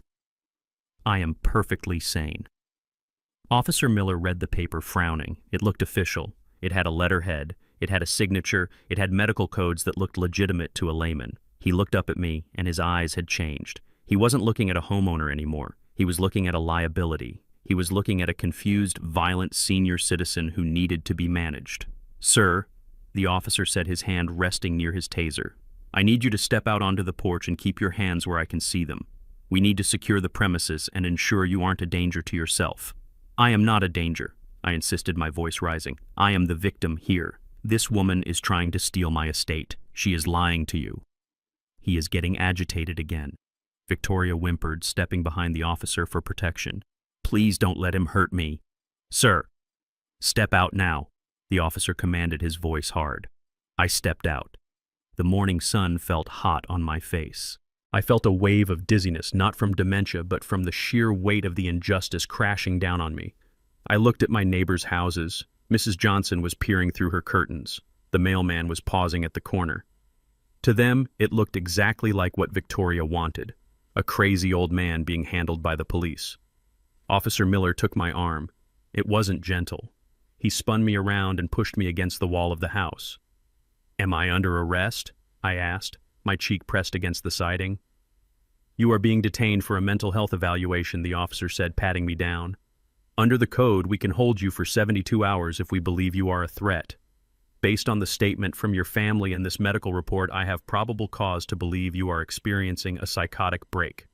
72 hours. I knew exactly what that meant. In 72 hours, Victoria would change the locks. She would raid the safe. She would destroy the ledgers. She would find the USB drive if she tore the house apart fast enough. By the time I got out drugged up on antipsychotics, I didn't need, everything would be gone. My credibility would be zero. I would be just another senile old man rambling about conspiracies. It was a perfect trap. Cold, efficient, evil. I looked at Victoria. She was watching me being frisked, and for a split second, the mask dropped. She smiled. It was a tiny, triumphant smile.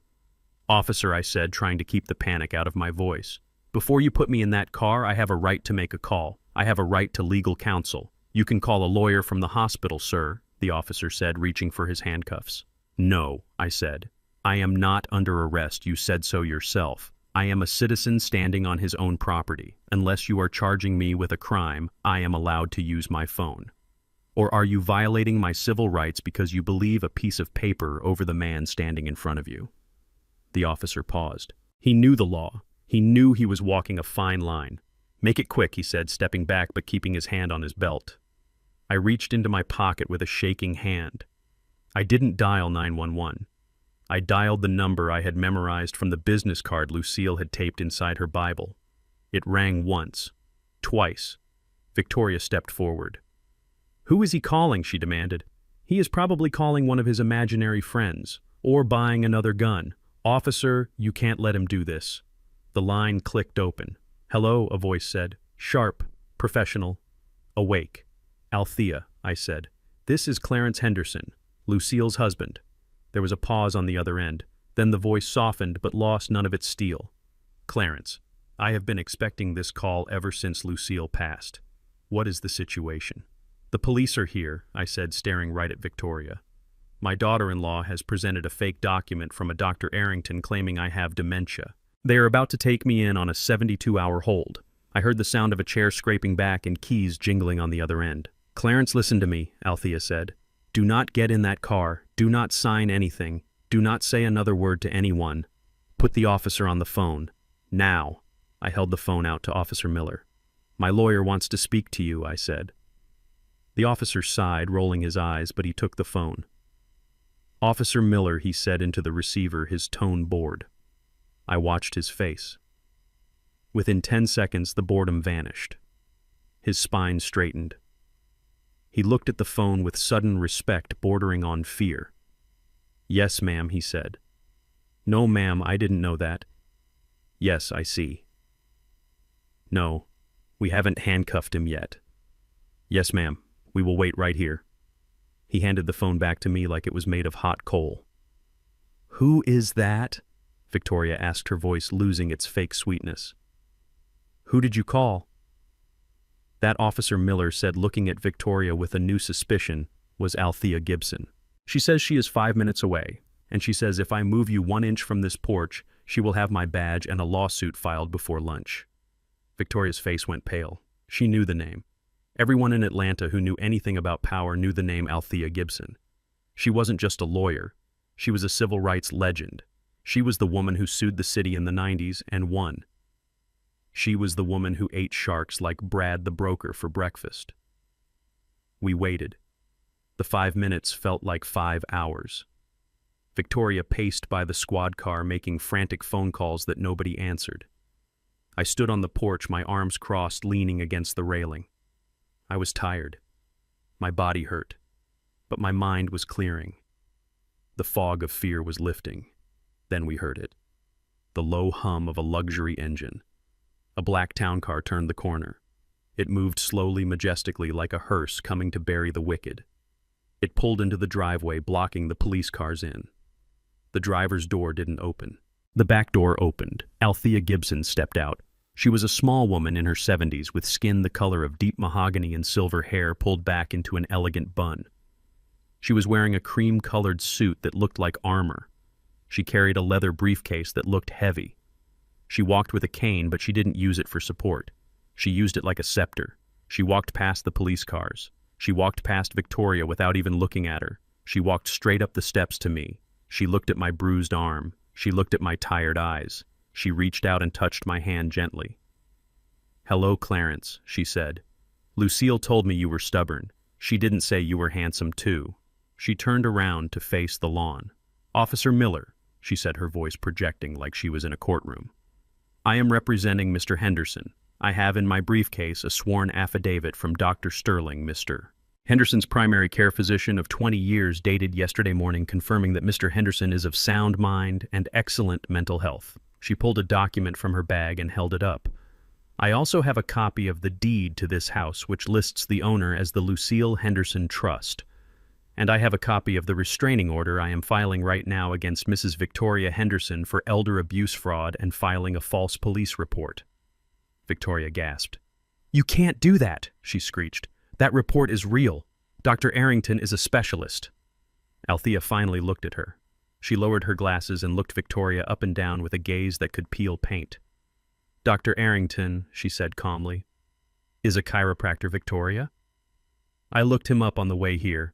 He is also your cousin's husband, is he not? Since when is a chiropractor qualified to diagnose dementia?" The silence that followed was delicious. Officer Miller looked at Victoria, and his hand moved away from his taser and rested on his handcuffs again. But this time, he wasn't looking at me. "Mrs. Henderson," the officer said, his voice cold. "Is that true? Is this document signed by a chiropractor?" Victoria stammered. It is a medical opinion. He is a doctor." Althea stepped forward. "Officer, I suggest you ask this woman to leave my client's property immediately before I add trespassing to the list of charges I am preparing. And I suggest you verify documents before you threaten to detain a senior citizen based on the word of a woman who is currently under investigation for embezzlement." "Embezzlement?" Victoria squeaked.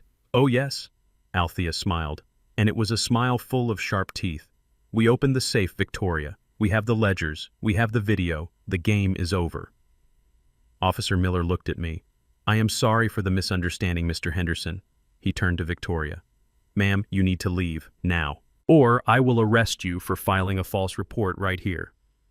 Victoria looked at me. She looked at Althea.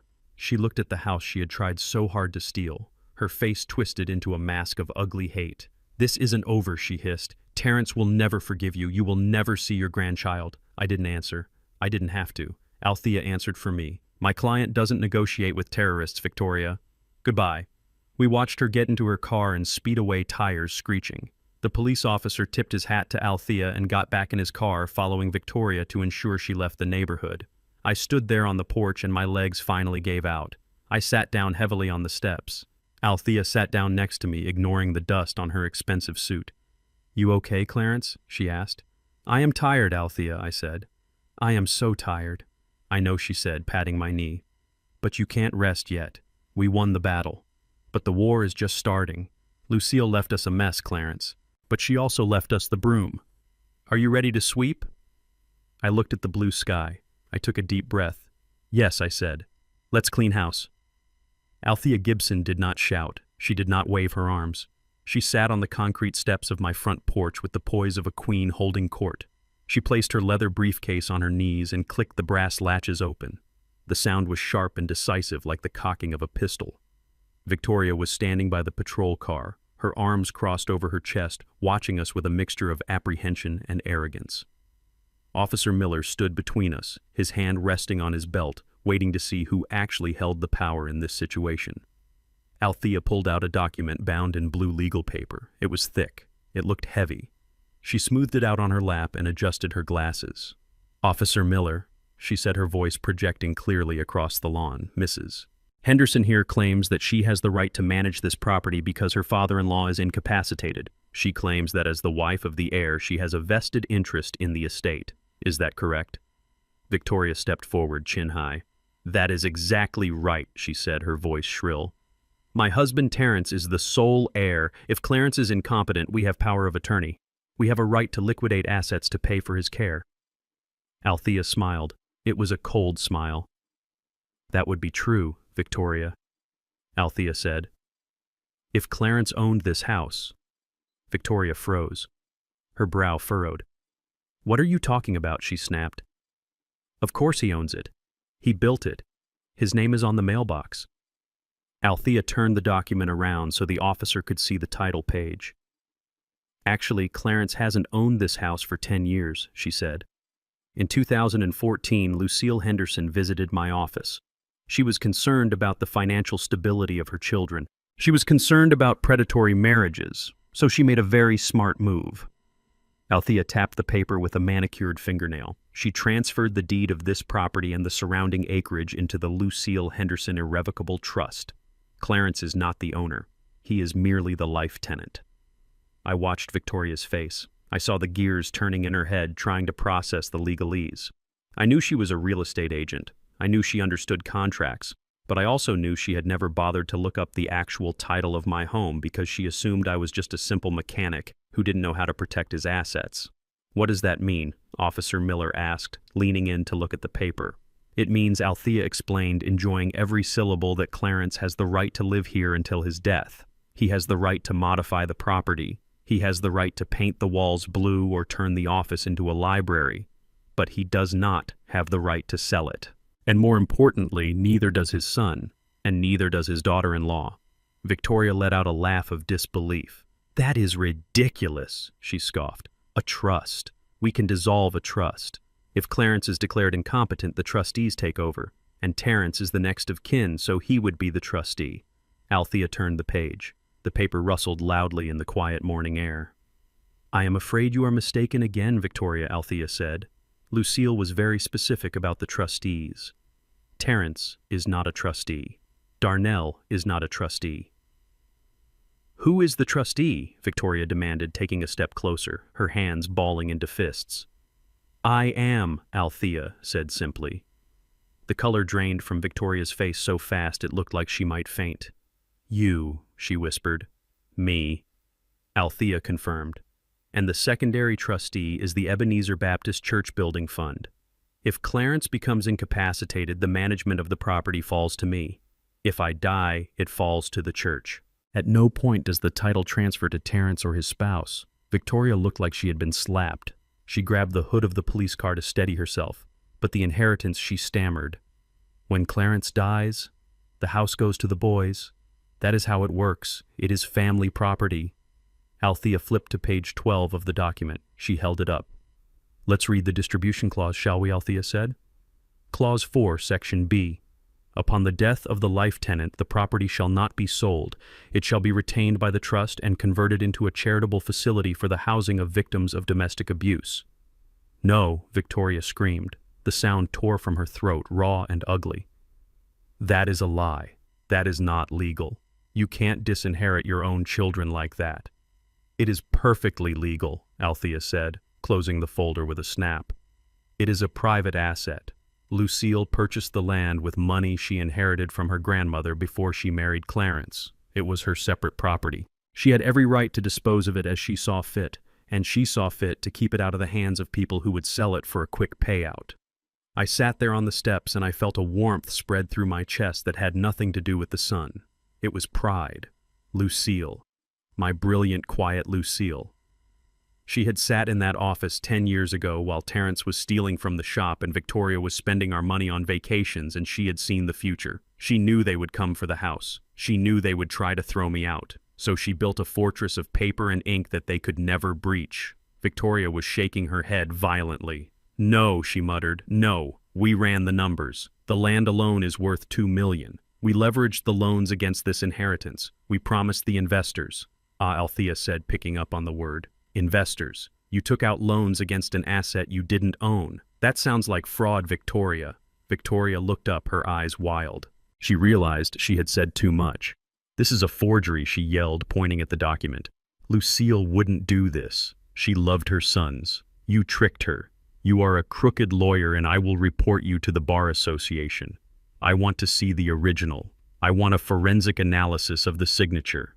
Althea reached into her briefcase again. She pulled out a small black velvet pouch. She opened it and took out a notary stamp. An old one. "I notarized this myself," Victoria Althea said, "in the presence of 2 witnesses. One was the pastor, the other was the bank manager. Do you want to call them? They are both still alive, and I am sure they would love to testify about the state of Lucille's mind when she signed this. She was heartbroken, Victoria. She told us she was doing this because she was afraid her daughter-in-law would put her husband on the street." I stood up then. My legs felt stronger. The dizziness was gone. I walked down the steps, past Althea, past the stunned police officer, until I was standing right in front of Victoria. She looked at me. For the first time, there was real fear in her eyes. Not the fake fear she performed for the police, but the deep, guttural fear of a person realizing the ground has vanished beneath their feet. "You thought I was stupid," I said softly. "You thought because I work with grease and metal that I couldn't understand contracts. You thought because Lucille was quiet that she was weak." I pointed to the document in Althea's lap. "Read the date, Victoria," I said. She looked down. August 12th, 2014. I watched the recognition hit her. "August 12th, I said. "Does that date ring a bell?" She swallowed hard. "That was the day you and Terrence came back from Las Vegas," I said. "That was the day Lucille found out about the $4,000 you stole for that trip. While you were at the casino spending our retirement money, Lucille was sitting in Althea's office protecting what was left. You created this," I said, my voice hard as iron. "Every line in that contract was written by your greed. You forced her to do this." Victoria looked at the officer. "Officer, this is a civil matter," she said, her voice shaking. "I want to leave. I have to call my husband." Officer Miller looked at Althea. "Counselor, is everything here in order?" "It is completely in order," Officer Althea said, standing up. "The medical report this woman provided is a fake. The claim of ownership is false, and Mr. Henderson is the legal resident of this property with full authority to decide who steps foot on it." Officer Miller turned to Victoria. "Ma'am," he said, his voice dropping an octave, "you need to get in your car. If you return to this property, I will arrest you for trespassing. And if I find out that medical report is forged, I will be paying you a visit with a warrant. Do you understand?" Victoria didn't answer. She couldn't. She was hyperventilating. The walls of her future, the millions she thought she had secured, were crumbling down around her. She looked at the house one last time. It wasn't an asset anymore. It was a tombstone for her ambitions. She scrambled into the passenger seat of her car. She slammed the door so hard the window rattled. I watched as she fumbled with her phone, dialing frantically, probably calling Terrence, probably screaming at him that they were ruined. The patrol car backed out of the driveway first, then Victoria's car followed. She didn't look back. I stood on the lawn and took a deep breath of the pine-scented air. "Thank you, Althea," I said, turning to her. She smiled and put the document back in her briefcase. "Don't thank me, Clarence," she said. "Thank Lucille. She told me 10 years ago that this day would come. She made me promise to be ready." I looked at the house, my beautiful, sturdy brick house. It wasn't just a building, it was a shield. Lucille had died 3 years ago, but she was still protecting me. She was still standing between me and the wolves. Althea snapped her briefcase shut. "Now," she said, checking her watch, "we have dealt with the house, but we still have the matter of the ledgers and the attempted murder charge. Are you ready for round 2? I looked at the empty street where Victoria had vanished. "I am ready," I said. "Let's finish them." Officer Miller walked over to his car but stopped and looked back at me. "Mr. Henderson," he said. "Yes, officer."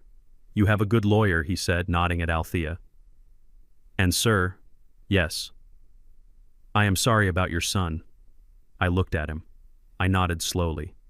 "I don't have a son, officer," I said. "Not anymore." He tipped his hat and drove away. I turned back to Althea. "Come inside," I said. "I think it is time we open the second safe." Althea looked surprised. "There is a second safe?" she asked. I smiled. A small, sad smile. "Lucille didn't just hide the paperwork, Althea," I said. "She hid the cash too. But she didn't leave it to me. She left it for the war chest. Come on. We have work to do. You thought it was over. You thought the trust fund was the final nail in the coffin. But Victoria was not a woman who accepted defeat. She was a woman who would burn the world down just to be king of the ashes." We were standing in the hallway. Althea was putting the deed back into her briefcase. Officer Miller was walking toward his car. The air was starting to feel lighter. But then Victoria stopped. She stood by her car door and she didn't get in. She looked at Terrence, who was slumped against the hood looking like a broken man. Then she looked at her stomach. She turned around. Her face had changed again. The fear was gone. In its place was a cold, hard resolve that made my skin crawl. She walked back toward the porch. Her steps were slow and deliberate.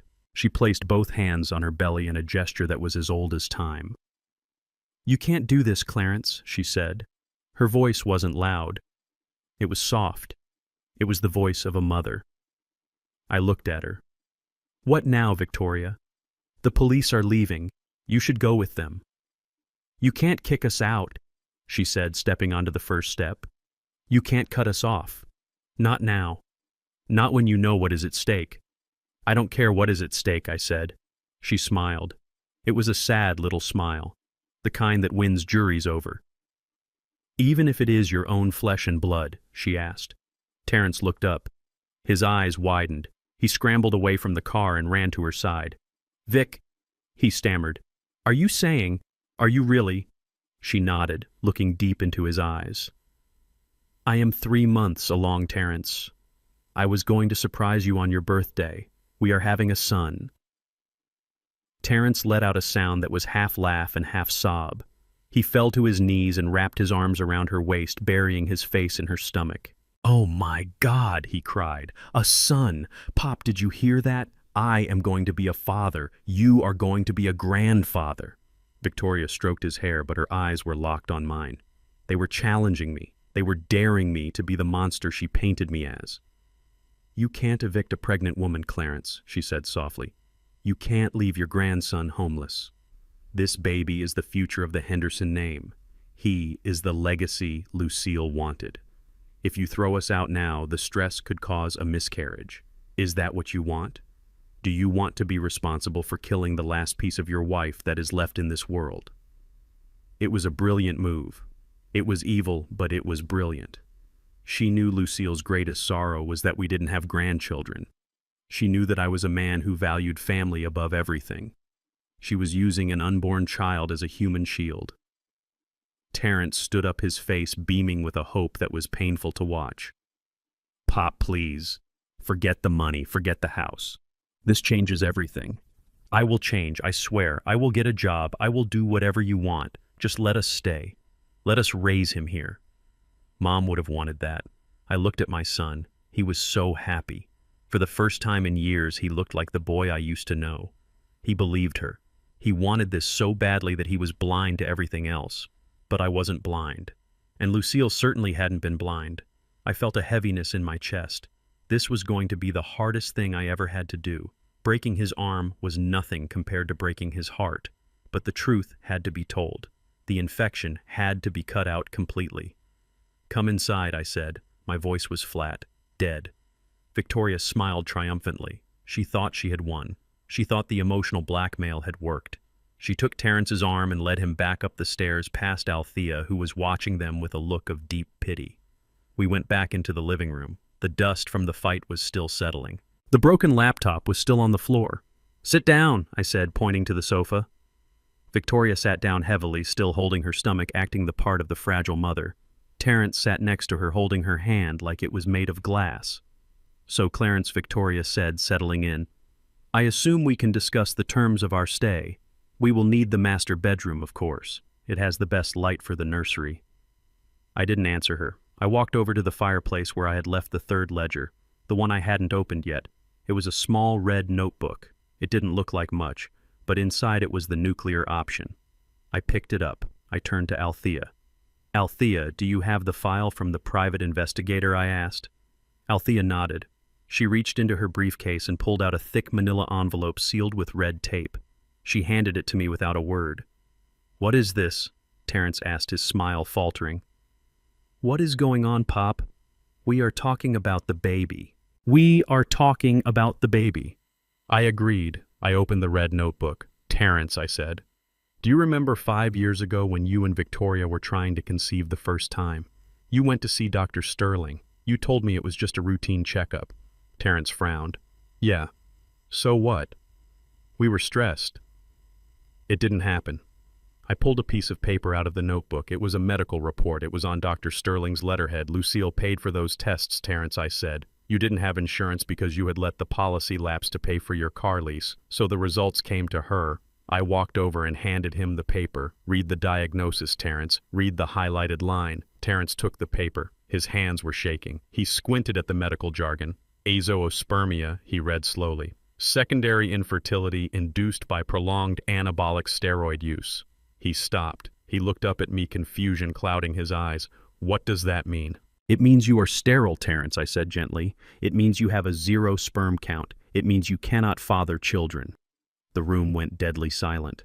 Terrence looked at the paper.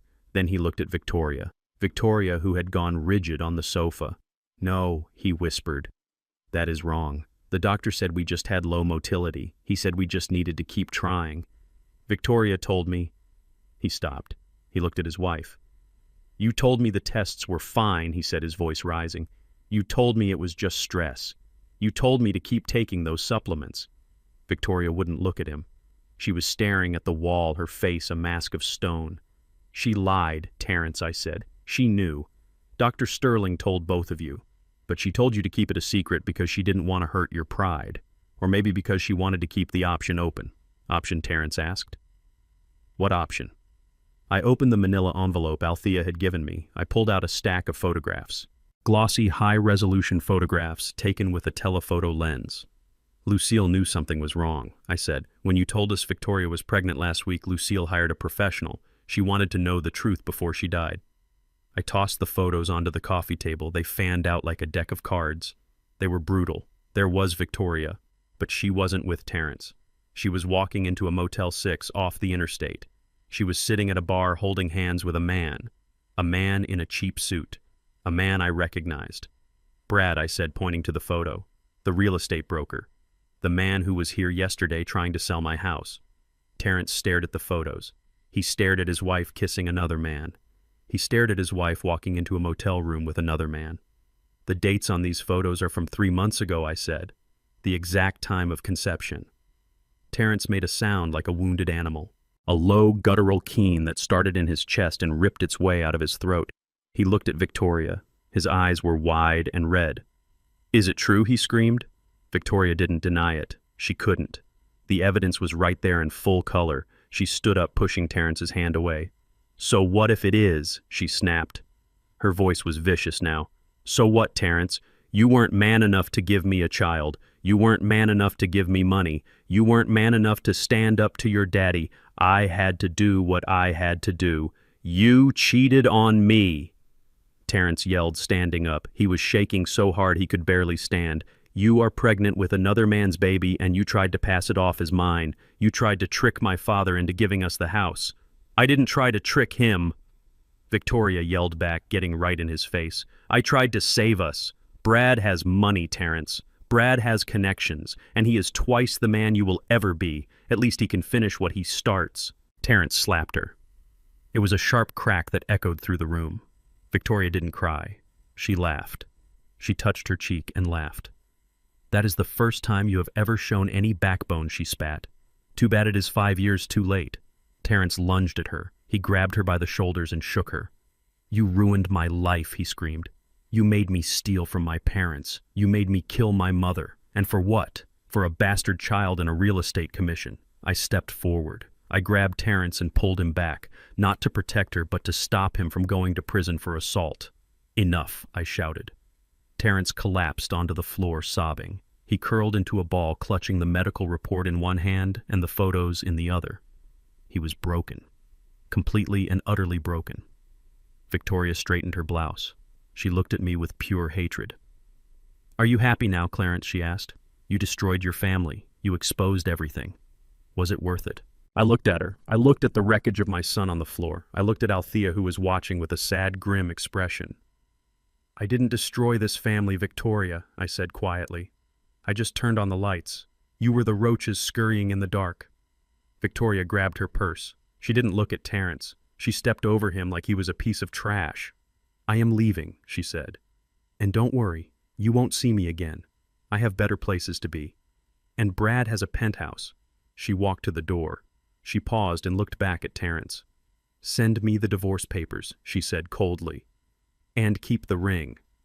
It was a fake diamond anyway, just like you." She walked out. The door slammed shut behind her.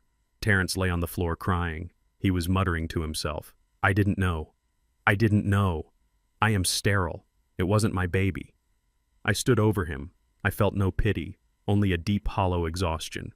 Althea walked over and put a hand on my shoulder. "Clarence," she said softly, "the police are gone. But we still have to report this. The fraud, the embezzlement." I looked down at my son. "Do it," I said. "Call them back." Terrence looked up. "Pop, no, please. She is gone. Let me go. I have nothing left." "You have your freedom, Terrence," I said, "and you used it to destroy everything I built. You used it to hurt your mother." I picked up the phone and handed it to Althea. "Call them," I repeated. Terrence crawled toward me, grabbing my pant leg. "Pop, please. I am your son." I looked down at him. I looked at the man who had tried to beat me with a baseball bat, the man who had let his wife poison his mother. "My son died a long time ago, Terrence," I said. "I don't know who you are, but you are trespassing." I pulled my leg away and walked to the window. I watched the street, waiting for the blue lights to return. I didn't cry. I had no tears left. I just watched and waited for justice to finally arrive. The front door had clicked shut, but the echo of Victoria's departure still hung in the air like smoke after a fire. The house was finally quiet, but it was the silence of a graveyard, not a sanctuary. I stood by the window watching the empty street where she had vanished, and then I turned slowly to face the wreckage she had left behind. My two sons, the blood of my blood. The men Lucille and I had raised to be strong and righteous were currently scattered on my living room floor like broken toys. Terrence was still curled in a ball, clutching the photographs of his wife's infidelity as if they were the only things anchoring him to reality. Darnell was sitting with his back against the wall, his face buried in his hands, shaking with silent sobs. They looked pathetic. They looked small. And God help me, part of my heart still wanted to go to them. Part of me wanted to kneel down and pick them up and tell them it would be okay, just like I did when they scraped their knees in the driveway 30 years ago. But I stayed where I was. That part of me was dying.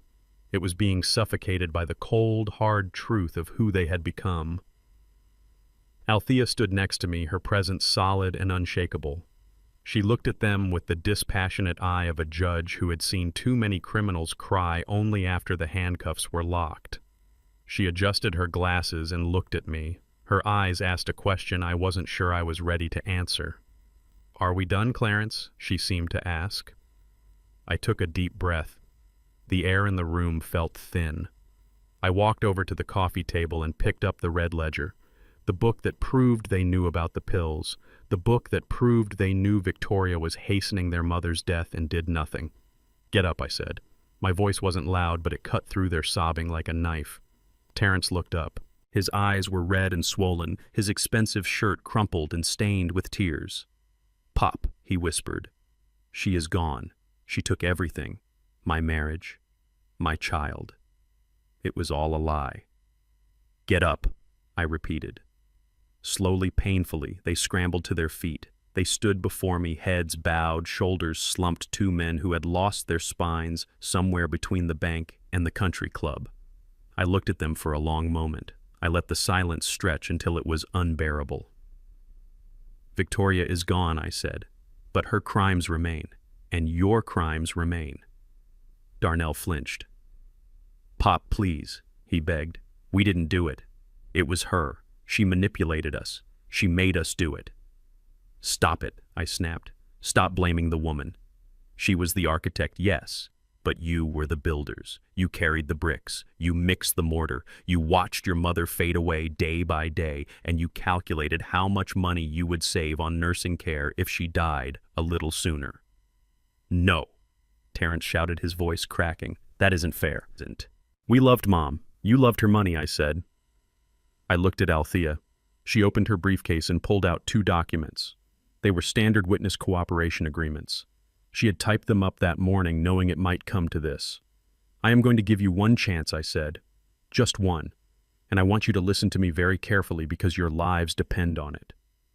I pointed to the papers in Althea's hand. Althea is going to call the district attorney, I said. We are going to hand over the ledgers. We are going to hand over the hard drive with the video of Lucille. We are going to charge Victoria with fraud, embezzlement, elder abuse, and attempted murder. Terrence went pale. Murder, he whispered. Attempted murder, I corrected. She messed with a heart patient's medication. That is a felony, Terrence. And you 2 are accomplices. You knew. Darnell heard her say it. You saw the pills. By law, you are just as guilty as she is. Darnell started to hyperventilate. I can't go to jail, Pop. I have a family. I have kids. Then fix it, I said. I took the papers from Althea and slammed them down on the coffee table. Sign these, I commanded. These are statements. You will go on record.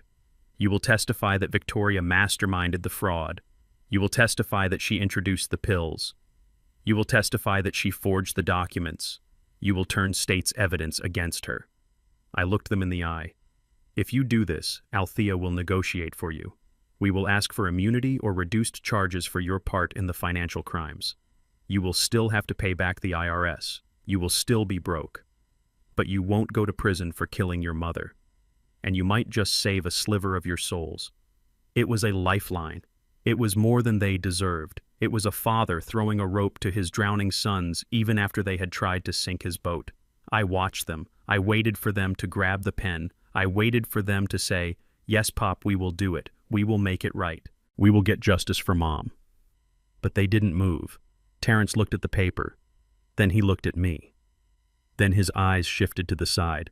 The calculation began. I could see it happening in real time. The gears of self-preservation were turning, grinding down the last remnants of his conscience. If I testify, he said slowly, his voice trembling. If I admit that I knew about the fraud, that means I admit to the embezzlement too. The IRS will look at everything.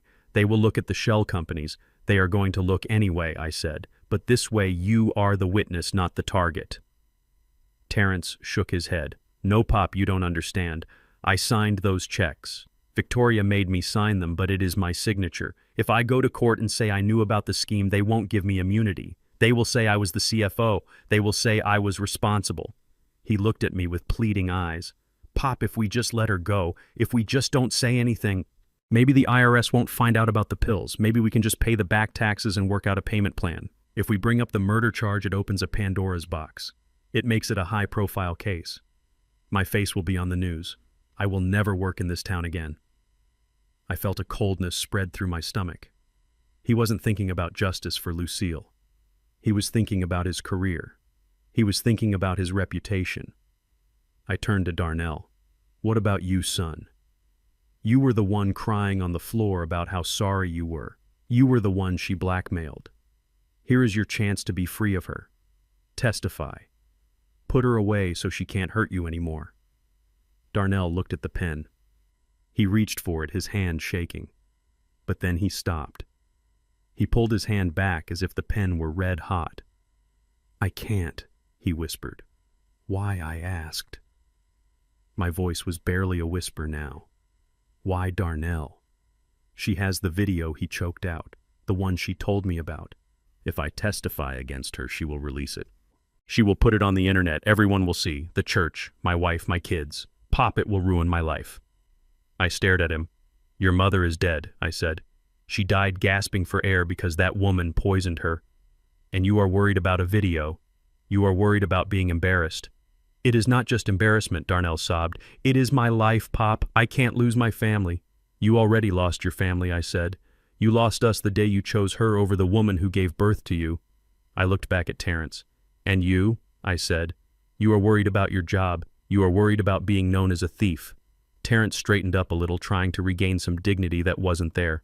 It is practical, Pop. If I go to jail, I can't pay back the taxes. I need to be able to earn. We should just focus on the financial settlement. Let Victoria go. She is ruined anyway. Why drag Mom's name through the mud with a murder trial? Let the dead rest in peace. Let the dead rest in peace.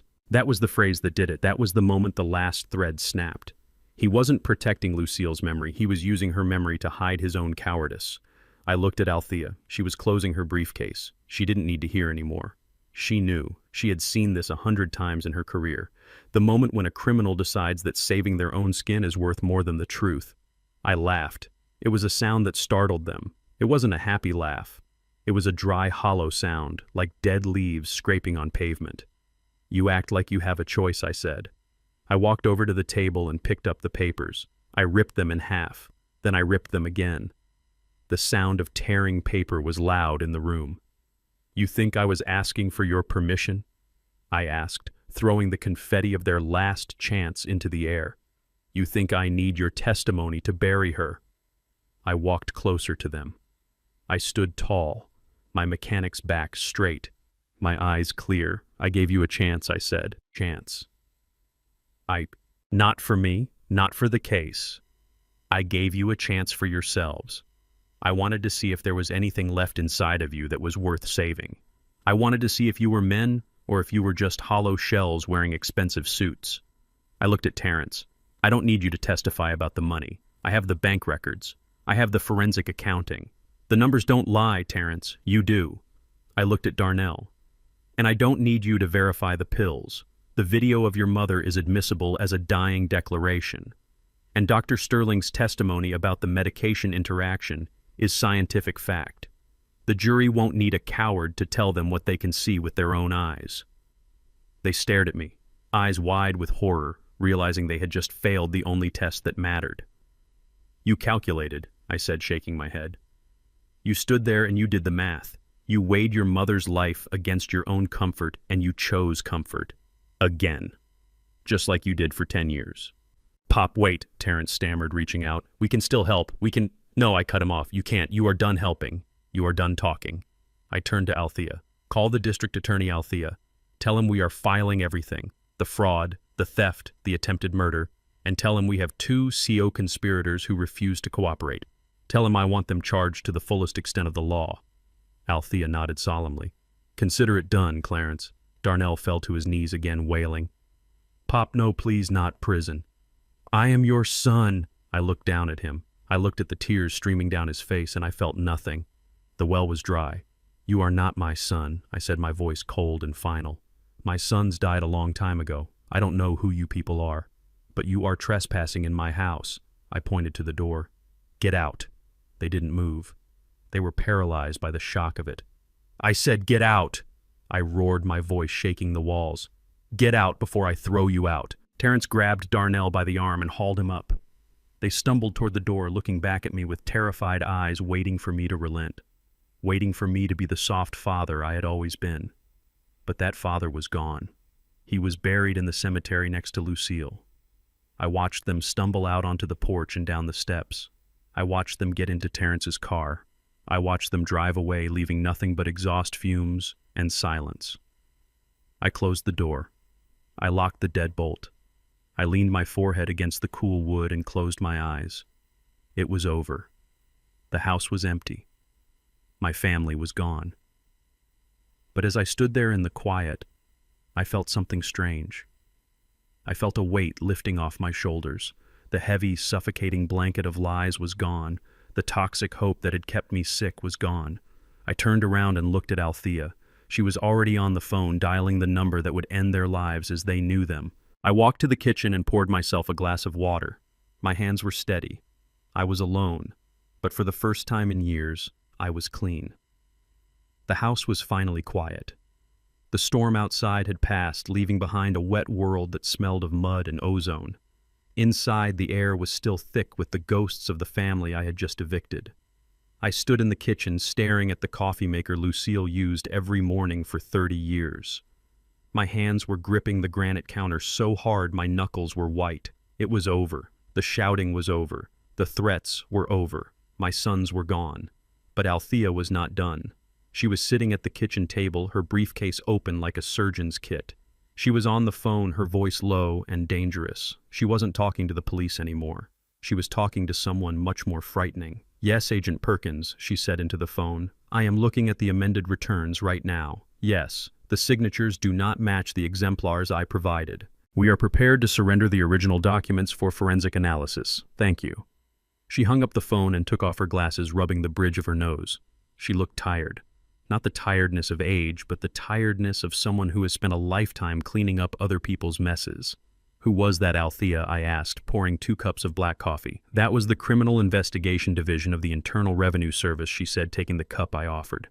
"Specifically, the special agent in charge of the task force investigating tax fraud in small businesses." I sat down opposite her. "The IRS," I said. "I knew there were tax issues, Althea. Lucille mentioned it in the ledgers, but I thought it was just about the money Terrence stole from the shop." Althea shook her head slowly. Her eyes were full of a deep sadness. "Clarence, you need to understand how much Lucille loved those boys. And you need to understand how that love became their poison." She pulled a stack of documents from her briefcase. These were not handwritten notes. These were official government tax forms, 941 forms, payroll tax returns, corporate income statements. "For the last 5 years, Terrence has been running the auto parts supply company into the ground," Althea explained. "He was taking a salary of $150,000 a year. Victoria was on the payroll as a consultant for another $80,000. They were leasing luxury cars through the company. They were expensing vacations. They were bleeding the business dry." I nodded. I knew that part. I saw the numbers in the ledger. "But here is the part you didn't know," Althea continued. "The business wasn't making enough profit to pay those salaries. So Terrence stopped paying the payroll taxes. He stopped paying the employer's share of Social Security and Medicare. He stopped paying the withholding tax for the employees." I felt a chill run down my spine. I was a business owner. I knew the golden rule. You can stiff a vendor, you can be late on rent, but you never ever steal from the government. That is not debt, that is a federal crime. "How much?" I asked. Althea pushed a piece of paper across the table. It was a notice of intent to levy. The number at the bottom was printed in bold black ink, $642,000. I stared at the number. It was a fortune. It was more than the shop was worth. It was enough to bury anyone. "Lucille knew," I whispered. "Yes," Althea said. "Lucille found out 3 years ago. That was when she started working those late nights. You thought she was doing extra tax returns for clients. She wasn't. She was using her own savings. She was using her retirement money. She was even taking out personal loans to pay down their tax debt bit by bit. She was trying to keep them out of jail, Clarence. She was the dam holding back the flood." I closed my eyes. I could see her, my wife, sitting in that office under the harsh light of the desk lamp, writing checks with shaking hands, trying to save the sons who were laughing at her behind her back. "But then she got sick," Althea said softly, "and the payments stopped. The IRS started sending notices. Terrence hid them. He thought if he ignored them, they would go away. Or worse, he thought his mother was still taking care of it from her hospital bed. And then the penalties kicked in, and the interest, and the fines for non-filing." Althea took a sip of coffee. "But that is not the worst part, Clarence." I looked at her. How could it get worse? $600,000 was already a death sentence for them financially. "The worst part is what Victoria did," Althea said. She pulled out another document. It was a tax return filed last year. It was dated 6 months after Lucille died. "Look at the signature," Althea said, pointing to the bottom line. I looked. It was Lucille's signature. Or at least it looked like it. It was shaky and weak, but it spelled out Lucille Henderson. "Victoria filed this return," Althea said, her voice hardening. She realized the IRS was closing in. She realized they were about to audit the company. So she filed an amended return. In this document, she claimed that all the financial mismanagement, all the missed payments, all the embezzlement, she claimed it was all the fault of the previous accountant. I looked up. The previous accountant was Lucille. Yes, Althea confirmed. Victoria tried to frame a dead woman. She tried to pin the tax fraud on your wife. She forged Lucille's signature on a confession letter attached to this return. She claimed Lucille had dementia and had forgotten to file the taxes, and that she, Victoria, and Terrence were the innocent victims of her negligence. I felt a rage so hot it almost blinded me. They didn't just kill her, they tried to kill her name. They tried to turn her legacy into a crime scene to save their own skins. That is why she wanted the house, I realized. The realization hit me like a physical blow. Exactly, Althea said. Victoria didn't just want a bigger house. She needed the equity. She needed to sell this place for $1.5 million so she could take $600,000 to pay off the IRS before they investigated the signature. She was going to use Lucille's own home to cover up the fact that she tried to frame Lucille. It was a circle of evil so perfect it was almost admiring. And now I asked. Now the dam has broken, Althea said. I just spoke to Agent Perkins. I sent him the death certificate. I sent him proof that Lucille was deceased 6 months before this document was signed. I sent him handwriting samples of Victoria. Althea leaned forward. The IRS does not care about family drama, Clarence. They care about two things: the money and the lie. Terrence is the CEO. He is responsible for the money. He will be held personally liable for the full $600,000. They will garnish his wages for the rest of his life. They will seize his car. They will seize his bank accounts. He will never own a credit card again. He is effectively a financial ghost. And Victoria, I asked. Althea smiled grimly. Forgeries on a federal tax document carries a mandatory minimum sentence. Attempting to defraud the United States government is a felony. Agent Perkins is very interested in Victoria. He calls her the mastermind. I looked at the empty chair where my son had sat 10 minutes ago. He had been crying about his job. He had been crying about his reputation. He had no idea that his life as he knew it was already over. He was walking around free, but he was already a prisoner. Does Terrence know about the forgery? I asked. Althea shrugged. It doesn't matter if he knew. He signed the return right next to her. That makes him a co-conspirator. But knowing Terrence, he probably just signed where she told him to sign. He was too lazy to read it. And that laziness is going to cost him his freedom. I stood up and walked to the window. The street was empty. The sun was shining on the wet asphalt, making it steam. They are going to prison, I said. It wasn't a question. Victoria is definitely going to prison, Althea said. Terrence might get a plea deal if he flips on her. But considering you just threw them out and they have no resources and no lawyer, that is unlikely. They will likely both serve time, and when they get out, they will be destitute. I thought about the baby that wasn't Terrence's, the baby that belonged to Brad the broker. What about the child? I asked. That child will be born in the federal system, Althea said bluntly, unless Victoria finds a relative to take it. But given that she has alienated everyone in her life, that child will likely end up in foster care. I felt a pang of sorrow, an innocent life caught in the machinery of greed. I turned back to Althea. Can we help the child? I asked. Not her. Not him. But the baby. Althea looked at me with respect. We can petition for custody, she said, since you are the grandfather by marriage. But Clarence, are you sure? That child is not your blood, and it is the child of the woman who tried to destroy you.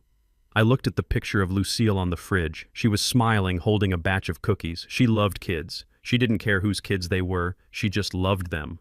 Lucille wouldn't want a baby to pay for the sins of the mother, I said. When the time comes, Althea, when they lock her up, you file the papers. We will take the boy. We will raise him right. We will teach him that work is honor and lies are poison.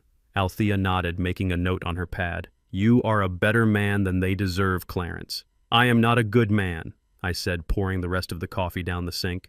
A good man would have seen this coming. A good man would have stopped it 10 years ago. I am just a man cleaning up his yard after a hurricane. Althea packed up her files. The click of the latches sounded like a cell door slamming shut. Agent Perkins is issuing the warrants this afternoon, she said, standing up. They will be picked up within 24 hours, likely at their hotel since they have nowhere else to go. Do you want to be notified? No, I said. I don't want to know. I don't want to see the mugshots. I just want it to be over. Althea walked to the door. She paused and looked back at me. It is over, Clarence. The debt is called in. The books are balanced. I watched her drive away. I was alone in the house. It was a big house. too big for one old man. But it wasn't empty. It was filled with the truth, and the truth took up a lot of space. I walked back to the office. The wall was still open, the safe door hanging ajar. I looked at the empty space where the ledgers had been. I took the red ledger, the black ledger, and the yellow ledger. I walked to the fireplace in the living room. I didn't need them anymore. The IRS had the copies. The police had the statements. I struck a match. I threw the books into the hearth and watched the flames curl around the pages. I watched the numbers burn. I watched the lies turn to ash. I watched the debt of my son and the greed of his wife disappear into smoke. Smoke signals, I whispered. I hoped that wherever Lucille was, she could see the smoke. I hoped she knew that I had finally done it. I had saved the family, not by keeping it together, but by burning out the rot so that something new could grow. I sat in my chair and watched the fire until it burned down to embers. Then I closed my eyes, and for the first time in 3 years I fell into a sleep without dreams. It wasn't the police who came for them. The local police have sirens that wail like frightened children, but the federal agents arrive with a silence that is far more terrifying. It was 6 in the evening. The sun was dipping below the horizon, casting long shadows across the lawn that I had spent half my life mowing. Althea and I were sitting on the porch finishing our coffee when we saw the car. It was Terrence's leased luxury sedan.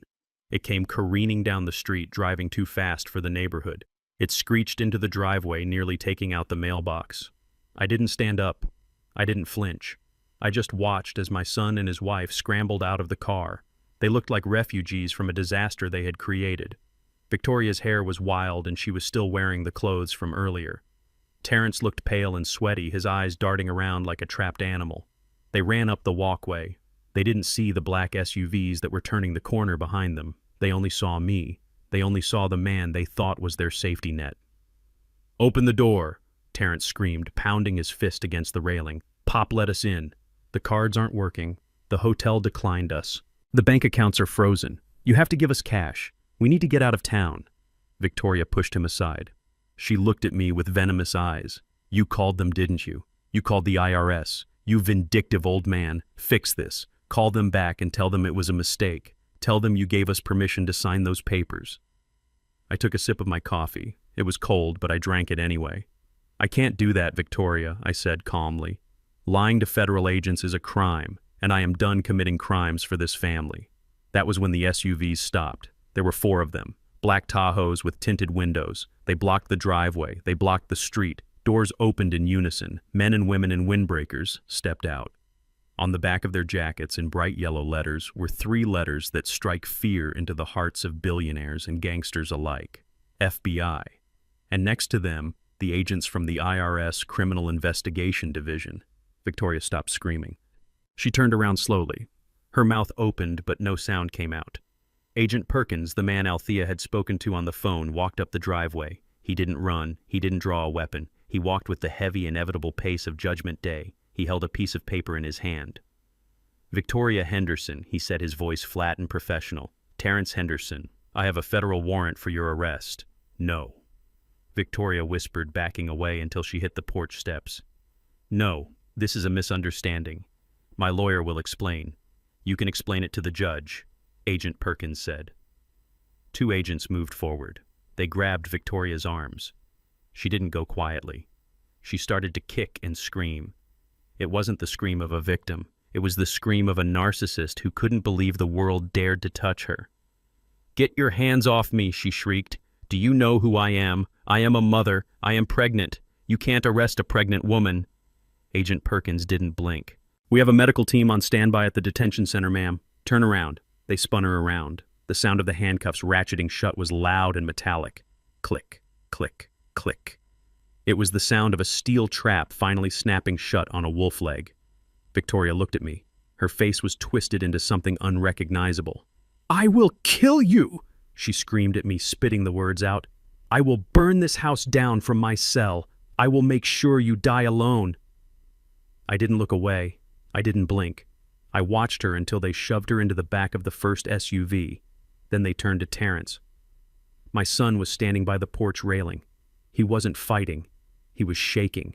He was weeping openly, tears streaming down his face, ruining his silk shirt. He looked at the agents, and then he looked at me. "Pop," he choked out. The agents grabbed him. They were gentle but firm. They pulled his arms behind his back. Terrence panicked.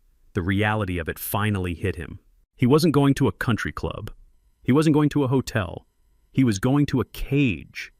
"Pop, help me," he screamed, struggling against the agents. "Don't let them take me. I am your son. I am sorry. I will sign the papers. I will testify. I will do anything. Just tell them to stop." He fell to his knees, dragging the agents down with him. He was begging. He was pleading. He was calling out to the father who had saved him from every scraped knee and every bad grade and every bounced check for 35 years. "Dad," he wailed. "Daddy, please." The word cut through me. Daddy. He hadn't called me that since he was 10 years old. It was a weapon. It was a harpoon aimed straight at my heart, designed to hook into my guilt and pull me back into the drowning water with him. I stood up. I walked to the edge of the porch. I looked down at him. I saw the fear in his eyes, but I also saw the weakness. I saw the man who had watched his mother die and done nothing because it was inconvenient to speak up. "I am not your father," I said, my voice soft but carrying over the commotion. Terrence froze. "Your father was a man who believed in family," I said. "Your father was a man who believed in honor. That man died when you poisoned his wife. I am just the witness." I turned around. "No," Terrence screamed. "Pop, don't turn your back on me. Look at me." "Dad." I walked to the front door. I didn't rush. I moved with the slow, deliberate movements of a man who has finished a hard day's work. Behind me, I heard the car door slam shut. I heard the engine rever. I heard the muffled sobbing of a man who had realized too late that love is not an infinite resource. I stepped inside the house and closed the door. The silence that followed was heavy. It wasn't the empty silence of before. It was a thick, ringing silence, the kind that happens after a gunshot. Althea was standing in the hallway. She had watched it all from the window. She didn't say anything. She just reached out and took my hand. We stood there for a long time. I could hear the sound of the SUVs driving away. I could hear the neighbors coming out onto their lawns, whispering, wondering, asking what had happened at the Henderson house. Let them talk. Let them wonder. They didn't know about the safe. They didn't know about the pills. They didn't know that tonight, for the first time in years, Lucille was finally resting in peace. I looked at my hand. It was trembling slightly. I clenched it into a fist until the shaking stopped. "Are you okay?" Althea asked softly. I looked at the empty living room. I looked at the spot where the Christmas tree used to go. I looked at the stairs where my boys used to run up and down laughing. "I am alive," I said, "and that is enough." I walked to the kitchen and locked the back door. Then I checked the windows. I turned off the porch light. The house was dark now, but it wasn't scary. It felt secure. It felt like a fortress that had withstood a siege. I went into the office. The hole in the wall was still there. The safe was empty. I sat down in Lucille's chair.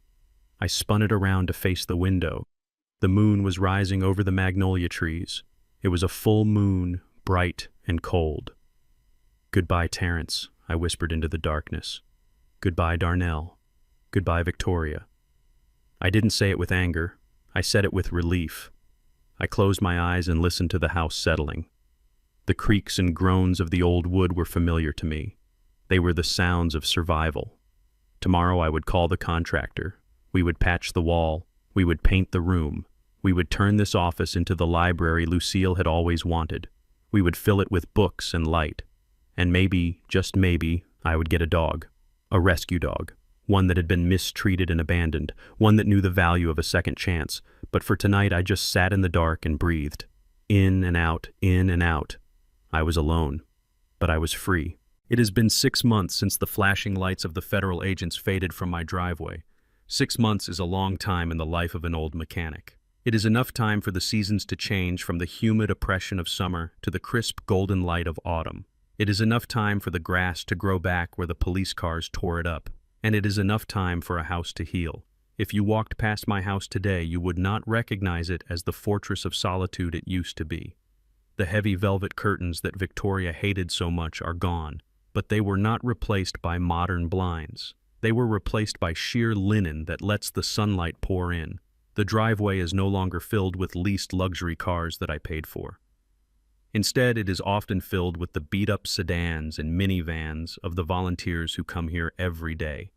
We did it. Althea and I. We turned the house into the Lucille Henderson Haven. It is not a shelter in the traditional sense. It is a transition home for women who are escaping financial abuse. Women who, like me, woke up one day to find that the people they trusted had stolen their futures. The office where Lucille spent her final agonizing days is no longer a place of secrets. We tore down the false wall. We removed the empty safe.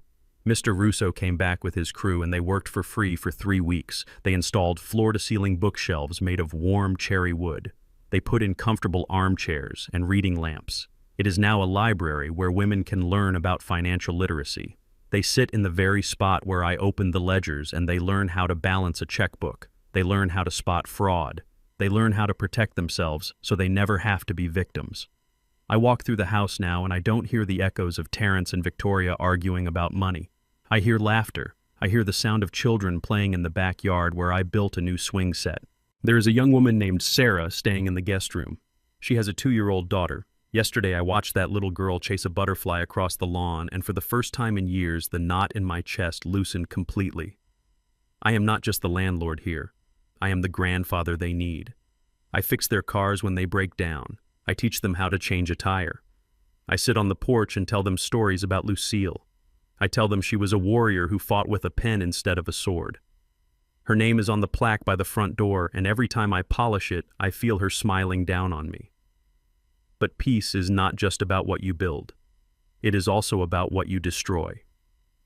This morning, the mailman arrived with a stack of envelopes. Most of them were donations or letters from the city council praising the new center. But at the bottom of the stack was a plain white envelope. It looked harmless, but the return address in the corner was stamped with red ink. Georgia State Penitentiary. It was from Terrence. I took the letter and walked into the living room. I sat in my armchair, the one Victoria wanted to throw away. I held the envelope in my grease-stained hands. It felt light. It felt insignificant. I knew what was inside. I didn't need to open it to know the words he had written. I knew the script by heart because I had heard it for 35 years. He would start with an apology. He would say he has found God in prison. He would say he misses me. And then in the second paragraph, he would ask for money. He would ask for commissary funds. He would ask me to call Althea to work on his appeal. He would ask and ask and ask because that is what parasites do. They feed until the host is dry. My thumb hovered over the flap of the envelope. Part of me, the old part, the father part, wanted to open it. Wanted to see his handwriting, wanted to believe that maybe prison had changed him, wanted to believe that somewhere deep inside that cell was the little boy who used to catch fireflies with me. But then I looked at the fireplace. I looked at the spot where I had burned the ledgers. I realized that opening that letter was not an act of love. It was an act of self-harm. It would be inviting the poison back into my veins. I stood up and walked to the hearth. The fire was not lit, but I kept a box of matches on the mantel. I struck a match. The flame flared to life, blue and orange and clean. I held the corner of the envelope to the flame. I watched the paper curl and blacken. I watched the red stamp of the penitentiary turn to ash. I watched my son's name disappear into smoke. I didn't feel angry. I didn't feel sad. I felt light. I dropped the burning paper into the grate and watched it crumble until it was nothing but gray dust. I am not cruel. I am just finished. I have forgiven him in my heart because holding on to hate is drinking poison and expecting the other person to die. But forgiveness does not mean access. You can forgive a snake for biting you, but you do not invite it back into your bed. I walked out onto the porch and sat in the rocking chair. A dog trotted up to me and rested his heavy head on my knee. His name is Buster. I adopted him from the pound last month. He is an old pit bull with scars on his face and a limp in his back leg. Someone beat him. Someone used him and threw him away when he was no longer useful. We are a matching set, Buster and I. I scratched him behind the ears and he sighed with contentment, closing his eyes. He doesn't want my money. He doesn't want my house. He just wants to be near me. He just wants to be safe. That I realized is the true definition of family. Family is not about whose blood runs in your veins. It is not about a last name or a birth certificate. It is not about obligation or guilt. Family are the people who respect you when you are weak and protect you when you are strong. Family are the people who bring you peace, not chaos. Family are the ones who sit on the porch with you and watch the sunset without wanting to own the sun. I learned this lesson late in life. It cost me my biological sons. It cost me my heart. But I paid the price and I bought my freedom. I am Clarence Henderson. I am 68 years old. I live in a house full of strangers who treat me better than my own kin ever did. I have a 3-legged dog and a clear conscience. Lucille was right. She left me the map in that safe. It was a hard road to walk. It was a road paved with betrayal and tears. But it led me here. It led me to the truth, and the truth is I am not alone. I have never been less alone in my life. To everyone listening to my story, I want you to look at the people around you. Look at who is sitting at your table. Do they bring you joy or do they bring you bills? Do they ask how you are or do they ask what you can do for them? Don't be afraid to close the door. Don't be afraid to change the locks. Don't be afraid to burn the letter. Your life belongs to you. Your peace belongs to you. Defend it, fight for it, and never ever let anyone tell you that you owe them your happiness just because you share a last name. I am going to go inside now. Sarah is making apple pie and she promised to save me a slice. Buster is hungry and the sun is setting on a beautiful day. My name is Clarence, and for the first time in a long time, I am home. Thank you for listening. If my story touched you, please share it. You never know who needs to hear that it is okay to walk away. Leave a comment below and tell me what peace looks like to you. I will be reading them from my porch. Until next time, take care of yourselves and remember to check the walls of your own life. You might find a treasure, or you might find the truth. Goodbye. The hardest lesson I learned was not about money or law, but about the definition of loyalty. For years, I confused enabling with loving. I thought that if I just gave enough, gave until I was empty, my sons would finally respect me. But you cannot buy love, and you cannot negotiate with greed. Lucille taught me from the grave that true family is not about whose blood runs in your veins. It is about who stands by you in the storm. Do not set yourself on fire to keep others warm, especially if they are the ones holding the matches.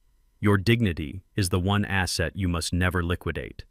If my story gave you the courage to examine your own life, please hit that like button and subscribe to the channel for more stories of truth and justice. And tell me in the comments below, have you ever had to cut ties with a family member to save your own soul? I will be reading your stories from my porch. Stay strong and see you in the next video.